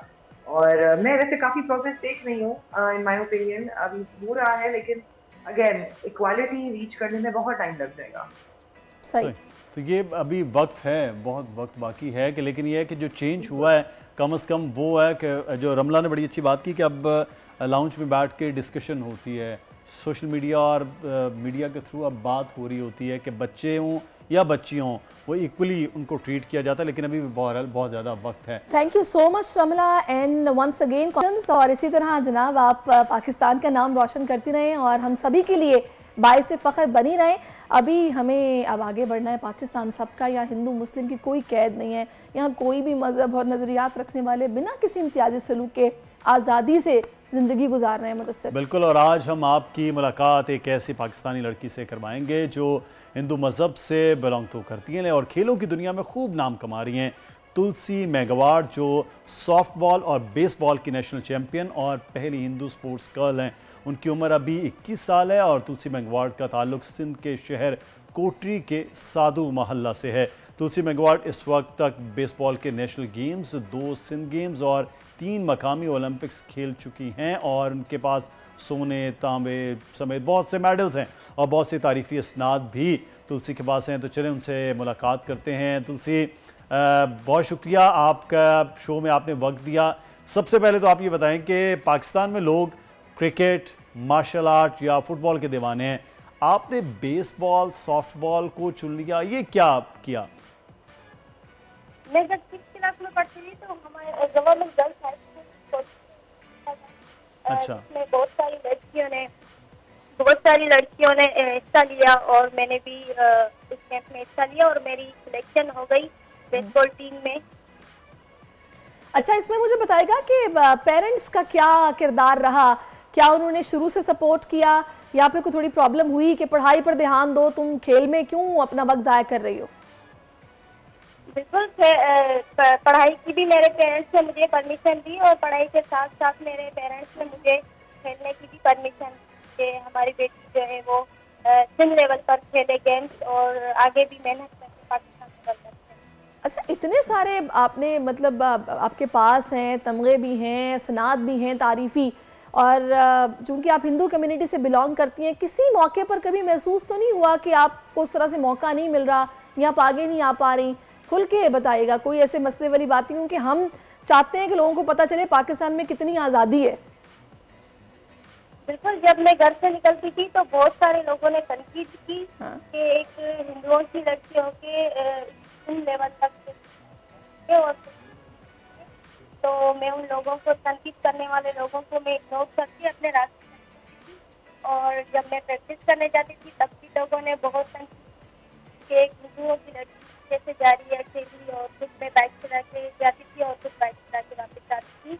उन लोगों को मैं इग्नोर करती थी और आज शायद मैं उन लोगों को इग्नोर ना करती तो शायद आज बिल्कुल, जो लोग मैनेजमेंट के थे उन्होंने चूज किया, टैलेंट को देख के किया, तभी आगे आने का मौका भी मिला। अच्छा तुलसी, क्या आगे प्लान क्या है फर्दर, क्योंकि बेसबॉल में आप पाकिस्तान टीम को आगे ले जा रही हैं, क्या प्लान आपके हैं स्पोर्ट्स में? मैं आज तो सिंध लेवल पर खेल रही हूँ बेसबॉल, और जो है मैं अब चाहती हूँ कि मैं पाकिस्तान लेवल पर खेलूँ, और मेरे पेरेंट्स मेरी चाहती है कि जो है हमारी बच्ची आगे निकले, और मैं जो है चाहती हूँ कि पाकिस्तान नेशनल बेसबॉल टीम की क्लियर करूँ। अच्छा, ये छोटे से इलाके से आपके वहाँ से निकलना और वहाँ स्पोर्ट्स में आना, फिर पेरेंट्स की तो आपको सपोर्ट है, आपके फादर की बड़ी सपोर्ट है आपको, लेकिन यहाँ छोटे से एरिया से निकल के आप समझती कि ये जो फैसिलिटीज़ हैं स्पोर्ट्स से रिलेटेड आपके, वो वैसी नहीं हैं जैसी को बड़े शहरों में या बड़ी एकेडमीज़ में होती हैं, तो इसका भी फ़र्क पड़ा है आपके काम पर? बिल्कुल, यहाँ पूरे पाकिस्तान में तकरीबन बेसबॉल का ग्राउंड नहीं है, हमें बहुत दिक्कत होती है, तो मैं चाहती हूँ कि यहाँ पाकिस्तान में बेसबॉल का ग्राउंड होना चाहिए जिससे हमारे लिए हो जाए। तो अभी तुलसी, क्या आपका इरादा क्या है, अब आगे कौन सा इवेंट है जिसमें आप शिरकत करने वाली हैं? अभी हमारे जो है नेशनल गेम्स होने वाले हैं, मैं हमारी बहुत प्रॉब्लम, तो मैं चाहती हूँ कि यहाँ ग्राउंड होना चाहिए बेसबॉल का, वो प्रैक्टिस कर सके और जो है हमारे सही। अच्छा तुलसी, आप इस वक्त नेशनल लेवल की गेम्स में आ रही हैं, लेकिन एक चीज़ है कि आपके बाद, आपसे पहले तो बहुत ज़्यादा बातें हुई जब आप खेलने लगी, आपके बाद बच्चियों में शौक़ हुआ कि वो भी सॉफ्ट बॉल, बेसबॉल की तरफ आएँ और स्पोर्ट्स की तरफ, बाकी तो आपके मोहल्ले में, स्कूल में, इर्द गिर्द ये शौक़ बढ़ा आपको देखकर बच्चियों में? मैं 6-7 साल हो गए हैं मुझे इस गेम में, मैं खेल रही हूँ, मैंने खेला है बेसबॉल, सॉफ्टबॉल, देखकर भी कोई बच्ची जैसे पाकिस्तान कोई भी हिंदू लड़की मुझे देखकर भी कोई आगे नहीं आई, तो मैं चाहती हूँ, मैं उनसे रिक्वेस्ट करूँगी कि वो आगे बढ़े। अच्छा, हम भी जो है खेल सकती हैं, लड़कियाँ भी खेल सकती हैं, लड़कियों में बहुत सारा टैलेंट है, वो भी बाहर आए और अच्छा, वैसे तुलसी मैं ये समझती हूँ कि इसमें कोई हिंदू या पाकिस्तानी की वजह से कोई डिफरेंस नहीं, कल्चर एक है कि लड़कियों को आमतौर पर यही कहा जाता है कि घरेलू चीज़ें सीखो, खाना बनाना सीखो, घर संभालना सीखो, तो ये तनकीद होती है, लेकिन आपको माशाल्लाह से मौका मिला है कि आप इस तरह से नेशनल लेवल पर खेल रही हैं और कौमी चैंपियन बनी और अब आगे फिर से अब नेशनल गेम्स में हिस्सा लेंगी। सिंध गेम्स में, मकामी इवेंट्स में आपने शिरकत की है, बड़ा ज़बरदस्त खेला है। तो मैसेज क्या देंगी अब जाते जाते गर्ल्स को, भले पाकिस्तानी हो भले हिंदू हो, कोई मसला नहीं? मैं चाहूंगी कि हमारी हिंदू बहनें जो है पाकिस्तान वो भी आगे बढ़े, वो भी मेरी तरह खेलें और ज़्यादा मेहनत करके। बिल्कुल, बाकियों को भी इस तरह से आगे आना चाहिए। देखिए तुलसी जिस तरह से कामयाब हुई है, बहुत शुक्रिया तुलसी हमारे साथ मौजूद थी। पाकिस्तान की पहली जो है वो हिंदू लड़की हैं जिन्होंने स्पोर्ट्स में इस तरह से आगे हैं, तो बड़ा अच्छा लगता है। बहुत अच्छा लग रहा है बिल्कुल। और इसी अच्छी बात के साथ हम हमें वक्फा लेना है, वक्फे के बाद फिर से आपकी खिदमत में हाजिर होते हैं। Stay with us. आजकल जिंदगी ही सुबह आउट ऑफ कंट्रोल है, दुनिया बोल है, दुनिया बोल है। Welcome back. पाकिस्तान के हिस्से में नया रिकॉर्ड है जनाब, क्योंकि तारीख में पहली बार पाकिस्तान के खिलाड़ियों ने world mixed martial arts championship में 2 कांसी के तमगे अपने नाम कर लिए। मुदस्सिर, ज़बरदस्त हो गया जनाब। वर्ल्ड MM चैंपियनशिप थाईलैंड में मुनक्किद हुई थी, जिसमें हीरो पाकिस्तानी एथलीट्स आसिम खान ने 56.7 किलोग्राम और हमारे दूसरे हीरो पाकिस्तानी शाहजेब खान ने 83.9 kg में पाकिस्तान के लिए कांसी का तमगा अपने नाम किया। और ऐसा पहली बार हुआ कि मिक्स्ड मार्शल आर्ट्स स्पोर्ट्स में पाकिस्तान ने वर्ल्ड चैंपियनशिप में 2 कांसी के तमगे जीत लिए हैं। आज ये दोनों हीरोज़ हमारे साथ मौजूद होंगे और उनसे हम बात करते हैं। शाहजेब इस वक्त हमारे साथ मौजूद हैं जनाब। शाहजेब, पहले तो आपको बहुत बहुत मुबारकबाद, welcome to our show and thank you so much for your time. खैर मुबारक, जज़ाकल्लाह। कैसा महसूस हुआ था जब ये तमगे मिले थे आपको? बिल्कुल सो प्राउड फील हुआ कि पाकिस्तानी की इस लेवल पे हमें जो सिल्वर मेडल हासिल हुआ। और अच्छा शाहजेब, ये बताइएगा आपकी फ़ाइट कितनी फ़ाइट्स के बाद आप जो है वो कांसी के तमगा तक पहुँचे हैं और किस किस के ख़िलाफ़ फ़ाइट रही आपकी, और कौन सी ज़बरदस्त फ़ाइट जो आपको भी याद है अभी तक कि यार ये तो कमाल हो गया? बिल्कुल, मैं फर्स्ट फाइट मेरी हुई स्पेन के साथ, जो कि प्री क्वार्टर फाइनल थी। अच्छा। उसके बाद क्वार्टर फाइनल जो कि USA के साथ, अमेरिका के साथ हुई, उसको भी अल्हम्दुलिल्लाह दूसरे राउंड में फिनिश किया। अमेरिका को भी हरा दिया आपने। उसके बाद जी तीसरी फाइट हुई चेक रिपब्लिक से मेरी। जबरदस्त। और फाइनल? जी फाइनल तो जो मेन फाइट थी जिसमें मैं मतलब तमगा ब्रॉन्ज मेडल हुआ, तो वो चेक रिपब्लिक के साथ। अच्छा, चेक रिपब्लिक के साथ। किसी मौके पर ऐसा लगा कि हावी हो रहा है सामने वाला, या फिर थ्रू आउट आपने नॉकआउट ही किया जबरदस्त तरीके से? जी अल्हम्दुलिल्लाह, मैंने USA को तो लॉक सबमिशन किया, उसने टेप आउट किया। और जो स्पेन वाला था उसके साथ मैंने 3 राउंड के लिए, तीनों राउंड ही उसको मैं मारता रहा। सही। तो ये हमेशा जब आपका ये फाइट होती है, मुझे तो खैर देख के वो खासा आप लग रहे होते हैं कि लोहे के बने हुए हैं या पत्थर के बने हुए हैं आप लोग, जिस तरह से मिक्स मार्शल आर्ट में आप खेल रहे होते हैं। ये डर खौफ नहीं है? क्यों ये शुरू किया आपने इस किस्म का खौफनाक किस्म का खेल? ये बचपन से ही मुझे जो ना मार धाड़ का ज्यादा शौक था। अच्छा। गलियों में मोहल्ले में लड़ते रहते थे। अल्लाह। तो माँ बाप ने कहा कि आपको एक अच्छी जगह हम डाल लेते हैं, ये चीजें एक पॉजिटिव जगह में इस्तेमाल करें। हाँ। तो मुझे वहाँ अकेडमी हमारे उस्ताद इमरान कासिम साहब के पास भेजा उन्होंने, तो वहाँ जाके मैं छोटा 2016 की बात कर रहा हूँ। सही। तो मैं तो ऐसा मतलब बार पर डे के लिए सीख रहा था कि मैं और पर डे करूँगा। वो अम्मी अबू ने कहा होगा कि भाई इन्हें कुटन का शौक है तो बेहतर है प्रोफेशनली कुटना शुरू कर दे, बजाय इसके कि हमारे घर मोहल्ले से लोग आए कि भाई आपके बच्चे ने पिटाई कर दी है। मोहल्ले से पहले शिकायतें आया करती होंगी, अब मोहल्ले से मुबारकबादें आती हैं कि शाहजेब ने इतना जबरदस्त काम किया। ऐसे ही बात। अच्छा। कि फिर मैं आहिस्ता आहिस्ता खेलना शुरू किया मैंने सिंध लेवल पे, कराची लेवल पे जो कि डिस्ट्रिक्ट, उसमें अल्हम्दुलिल्लाह मेरी परफॉर्मेंस अच्छी आ रही थी। तो मेरा दिमाग उस वक्त से फिर बाहर मैंने कोई बर्थडे लड़ाई नहीं थी। फिर नेशनल लेवल पे गए, नेशनल में अल्हम्दुलिल्लाह अच्छी परफॉर्मेंस आई। अच्छा शाहजेब, थोड़ा सा बताएगा कि आप ट्रेनिंग कितना टाइम करते हैं, आपका डाइट प्लान क्या है, कितनी मेहनत करते हैं, जरा बताइएगा। जो आप कितना मुल्क का नाम रोशन करना चाहते हैं वो सुन रहे होंगे इस वक्त। जी डाइट और जो ट्रेनिंग है हमारी 2 से 3 टाइम होती है। एक मॉर्निंग में रनिंग, लॉन्ग रनिंग ट्रैक 8 से 10 किलोमीटर, वहाँ स्पीड रनिंग और जो स्प्रिंट्स होते हैं, और पहाड़ों पे रनिंग जो कि हम पार्क के वहाँ पर करते हैं, हमारे उस्ताद हमारे साथ लगे होते हैं। और असर के टाइम भी हम कर लेते हैं, जब ज़्यादा कैंप करीब हो जाते हैं, कैंप लगते हैं हमारे। और मगरिब से लेके 11 बजे तक हमारे क्लब में ही होते हैं। अपना हमने अखाड़ा बनाया हुआ है देसी, सही, उसमें भी हम करते हैं। और डाइट तो हमारी चलती रहती है, बादाम, पिस्ते, काजू वगैरह, और दूध भी चलता है हमारा, जो हमारा अपना पर्सनल दूध है जो हम यूज़ करते हैं। अच्छा दूध है जो गोड प्योर के नाम से, गोड प्योर फॉर्म, वो एक बहुत अच्छा, जिसमें विटामिन्स, सब प्रोटीन बहुत ज़्यादा होती है मकदार में। सही, बकरी का दूध है। अच्छा, ये तो आपने बताया, लेकिन ये जो आप कह रहे हैं स्प्रिंट लगाते हैं, लॉन्ग रनिंग होती है पहाड़ों पर, तो आपने कौन सी कोई एथलीट ये रनिंग के लिए बनना है, को 100 मीटर करनी है, आपने तो फाइट करनी, तो इसके लिए रनिंग की क्या ज़रूरत होती है? देखिए, रनिंग बहुत ज़रूरी होती है, और रनिंग वो कहते हैं ना कि running is the father of sports, तो इसलिए रनिंग और स्टेमिना के लिए बहुत ज़रूरी है रनिंग, स्टेमिना, स्ट्रेंथ। स्प्रिंट तो बहुत पूर्ति के लिए होते हैं, क्योंकि जो स्प्रिंट आप तेज मारते हैं तो आपके अंदर एक करंट आता है, सही, उसमें बहुत फायदा होता है आपको फाइट रिंग में देने।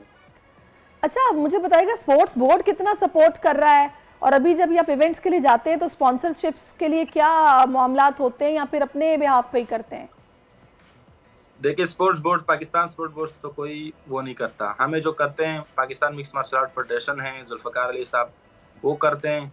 और कुछ जो स्पॉन्सर तो ना होने के बराबर होते हैं, लेकिन इस दफ़ा अल्हम्दुलिल्लाह गोड प्योर फार्म ने हमें स्पॉन्सर किया, जो कि एक बहुत अच्छा दूध देते हैं, अच्छे बकरी का दूध, और उन्होंने हमें स्पॉन्सर किया। और कुछ Pakistan mix martial art federation ने सब स्पॉन्सर किया, इसी में हम गए, वरना हम ये तमगे हमारे गले में ना होते। ये बड़ा अलमिया है सहरिश, हम रोज़ाना की बुनियाद पे हमारे साथ पाकिस्तान के हीरोज़ होते हैं। अच्छा, वो हीरो पाकिस्तान के कहला रहे होते हैं, लेकिन पाकिस्तान के अंदर जो, चाहे वो ओलंपिक एसोसिएशन है, स्पोर्ट्स बोर्ड है, और पाकिस्तान में मल्टीनेशनल कंपनीज़ हैं, नेशनल कंपनीज़ हैं, उनको आगे बढ़ना चाहिए और ओन करना चाहिए कि ये पाकिस्तानी खिलाड़ी हैं। आपके अपने जो स्पॉन्सरशिप है वो बैजेस होने चाहिए उनकी शर्ट्स पर, तो उनको कोई एतराज़ नहीं है। तो अगर इनकी इस तरह सपोर्ट होगी, बहुत कम सपोर्ट में वो कांसी के तमगे ले आए हैं, और अगर सपोर्ट बढ़ेगी तो मेरे ख्याल है गोल्ड से भी ऊपर के कुछ चीज़ें बिल्कुल ऐसा ही है। अच्छा शाहजेब, एक चीज़ मैं आपसे यहाँ पर, जी शाहजेब कुछ कहना चाह रहे थे आप? मैं कह रहा हूँ, बिल्कुल अगर इसी तरह सपोर्ट हमें मिले, जिस तरह बाहर मुल्क वाले को जो आए हुए थे, हम एथलीट सारे दोस्त ही बन गए हमारे, उनसे हमने पूछा कि क्या क्या क्या मामलात होते तुम्हारे, तो उन्होंने कहा हमें तो बहुत स्पॉन्सर, और हमें तो किसी चीज़ की खबर ही नहीं होती, हमारे टिकट्स हुए होते हैं, हम तो यहाँ रोल रहे होते हैं, एक के पास जाते हैं भाई स्पॉन्सर करो, दूसरे के पास जाते हैं। हम 8 एथलीट्स आने थे, लेकिन स्पॉन्सर ना होने की वजह से वो 6 रह गए। तो हमें जिसने स्पॉन्सर किया अल्हम्दुलिल्लाह, तो उसको हमें अगर और मेडल्स भी आ सकते थे इसी में।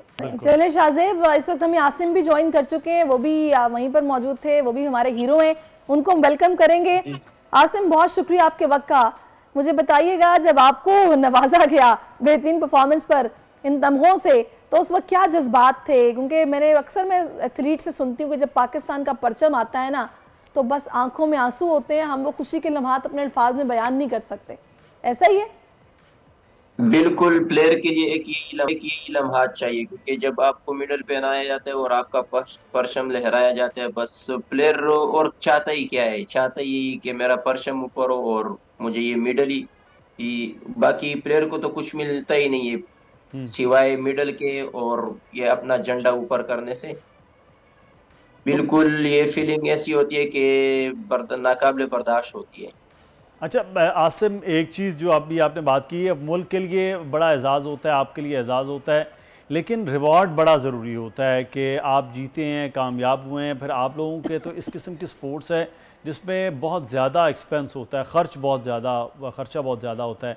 तो आपका आसिम क्या सोचते हैं कि यार मैंने ये काम तो शुरू कर दिया है, खाना पीना भी तो है, घर भी तो चलाना है, इस किस्म की स्पोर्ट्स में क्यों आए थे, क्या सोचा था उस वक्त?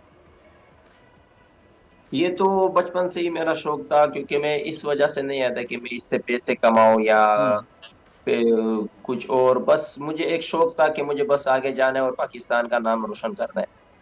चाहे जैसे शाहजेब तो कह रहे थे मोहल्ले में मैं बड़ी बचपन में लड़ाइयाँ करता था, तो मेरे घर वालों ने इधर डाल दिया कि इसकी ये जो एग्रेसिवनेस है ना वो किसी पॉजिटिव काम में लाई जाए। आप भी क्या बचपन में कोई लड़ाई शड़ाई करते रहते? ये झगड़े करते? लड़ाई तो ये एक ऐसा काम है कि हमारे जो जिन लोगों ने ये गेम किया नहीं होता है वो ये सोचते हैं कि अगर इसमें हम लोग डालेंगे तो बच्चा और भी खराब हो जाएगा, क्योंकि ये तो किक पंच सीख लेगा, हर किसी को मारेगा या बार लड़ाई झगड़े, ये ऐसी चीजें कि जो लड़ाई करते हैं और जो इसमें आ जाते हैं बिल्कुल ठंडे हो जाते हैं। अच्छा, मुझे लगा आप ये कहने लगे कि जहाँ तक लड़ाई झगड़े की बात है तो आपका भाई हाजिर है हर वक्त ना, मुझे ऐसे लगा कि आप ये कहने वाले। अच्छा मुझे ये बताएं, अच्छा नहीं वाकई जाहिर है कि आपका एक पैशन होता है, जाहिर आप जब वो काम करते हैं अगर आपको शौक है तो आप फिर अचीव भी करते हैं और आपको सेटिस्फेक्शन भी मिलती है। अब जरा फाइट का बताएं, जो आपकी फाइट रही किससे रही, कैसा मुकाबला था और किस तरह खेल पेश किया, और जो सामने वाला था वो कोई हैवी तो नहीं हुआ आप पे दरमियान में किसी वक्त? नहीं अल्हम्दुलिल्लाह हैवी तो नहीं हुआ। तीसरे राउंड, तीनों ही राउंड मैंने अल्हम्दुलिल्लाह ऊपर ही रहा और तीनों राउंड मैंने अपने नाम ही किए। पहली फाइट जो थी मेरी किर्गिस्तान के साथ थी, अच्छा, वो अल्हम्दुलिल्लाह मैंने विन की।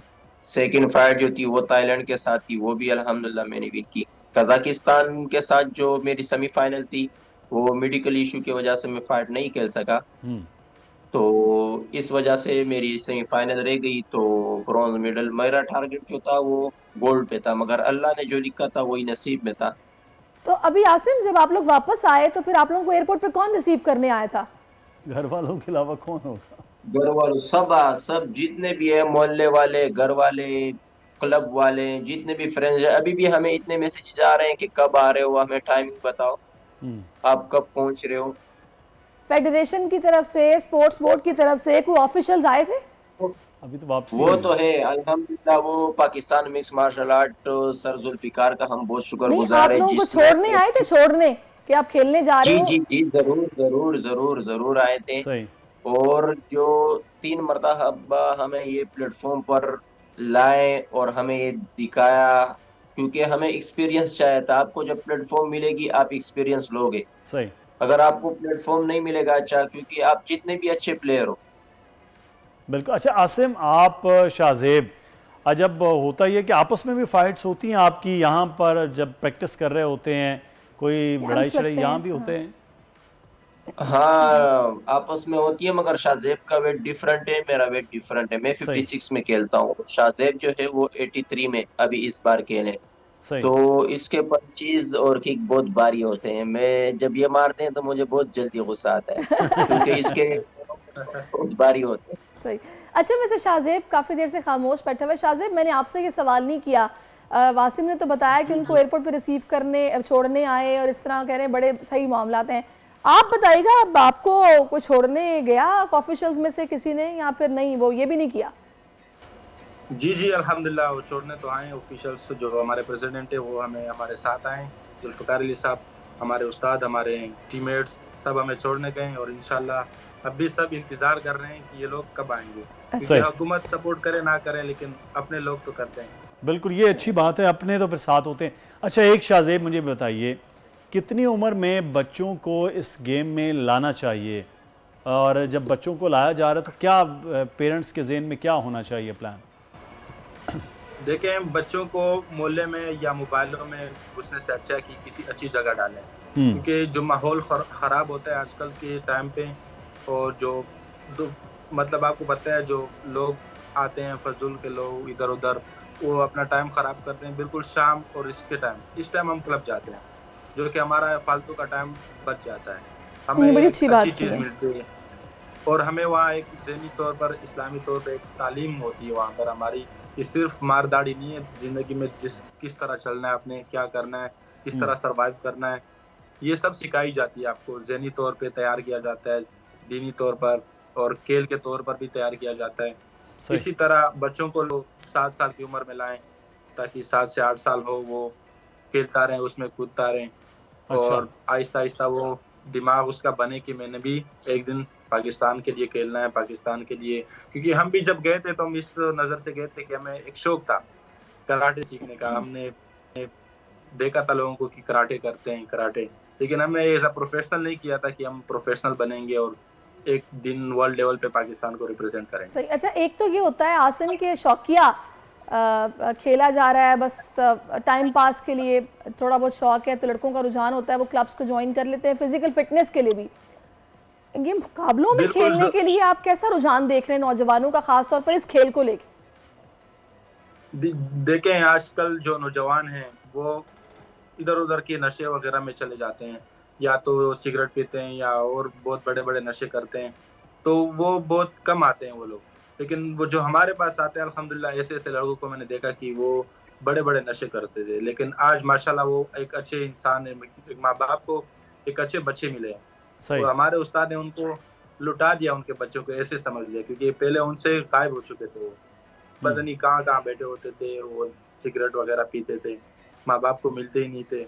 अब अल्हम्दुलिल्लाह वो माँ बाप जो अब देखें इस फील्ड में उर्दू स्पीकिंग बच्चों को लोग लाते हैं दूर दूर से, 20-30 किलोमीटर दूर से लाते हैं, कह रहे हमें इस जैसी जगह कहीं नहीं मिली, क्योंकि उनके बच्चे उनको मिल जाते हैं, एक अच्छी परवरिश हो जाती है, एक अच्छी वो मोटिवेट हो जाते हैं, जो तालीम होता है शऊर उनको मिल जाता है। बिल्कुल। अच्छा आसिम, एक चीज़ मैं आपसे यहाँ पर जानना चाहूँगा कि बच्चों के हवाले से कहा जाता है कि वो चोट ना लग जाए, 7 साल जैसे शाहजेब कह रहे 7-8 साल का बच्चा जब वो फाइट करेंगे चोट लग जाएगी। आजकल के बच्चे भी थोड़ा नाजुक होते हैं, माँ बाप भी डर रहे होते हैं, तो ये फाइट तो चोट लगने वाली ये गेम स्पोर्ट्स तो ऐसा नहीं है कि बहुत ज़्यादा अग्रेसिव हो के बच्चे आए दिन हम डॉक्टरों के पास ले जा रहे हों, तो ये क्या इतनी खौफनाक स्पोर्ट्स है? नहीं, असल में ये होता है कि कुछ नए लड़के आते हैं ना तो डायरेक्ट पहले दिन बोलते हैं कि हमें फाइटिंग नहीं करनी चाहिए, तो ये इस तरह होता है कि स्टेप बाय स्टेप आपका चलता है, क्योंकि पहले आप पंच सीखते हैं, फिर किक सीखते हैं, स्टेप बाय स्टेप, फिर हम लड़के को चेक करते हैं, फिर हम हल्का हल्का स्पायरिंग कराते हैं, लाइट स्पायरिंग, फिर उससे आपकी बॉडी, अगर हम अचानक जोर डालेंगे आपकी बॉडी इतनी सख्त नहीं होती और जो आपने सीखा नहीं होता है, क्योंकि आपको चोट जाहिर सी बातें लगेगी, तो हम स्टेप बाय स्टेप चलते हैं। आज हम लोगों ने थोड़ी सी लाइट स्पायरिंग की, कल थोड़ी सी ज्यादा, फिर थोड़ी सी लाइट, फिर कल थोड़ी सी, इस तरह हम लोग चलाते हैं। तो ये एक स्पोर्ट्स को उसी तरह से ग्रेजुअली लेके आगे बढ़ेंगे। शुक्रिया आसिम, आपका भी, शाहजेब आपका भी बहुत शुक्रिया, वंस अगेन आपको बहुत ज़्यादा मुबारकबाद हो। इसके साथ ही नाज़रीन प्रोग्राम का वक्त ख़त्म हो गया है, मुदस्सिर इजाज़त आप लीजिए। बिल्कुल जी, हम तो इस उम्मीद, इस दुआ, इस तवक्को के साथ आपसे इजाज़त चाह रहे हैं कि पाकिस्तान और पाकिस्तानियों के लिए आज का दिन अच्छा साबित हो। अपना ख्याल रखिएगा, अल्लाह हाफ़िज़। आजकल ज़िंदगी ही सुबह आउट ऑफ कंट्रोल है, दुनिया बोल है, दुनिया बोल है। सब्सक्राइब करें और बेल दबाएं ताकि कोई खबर रह न जाए।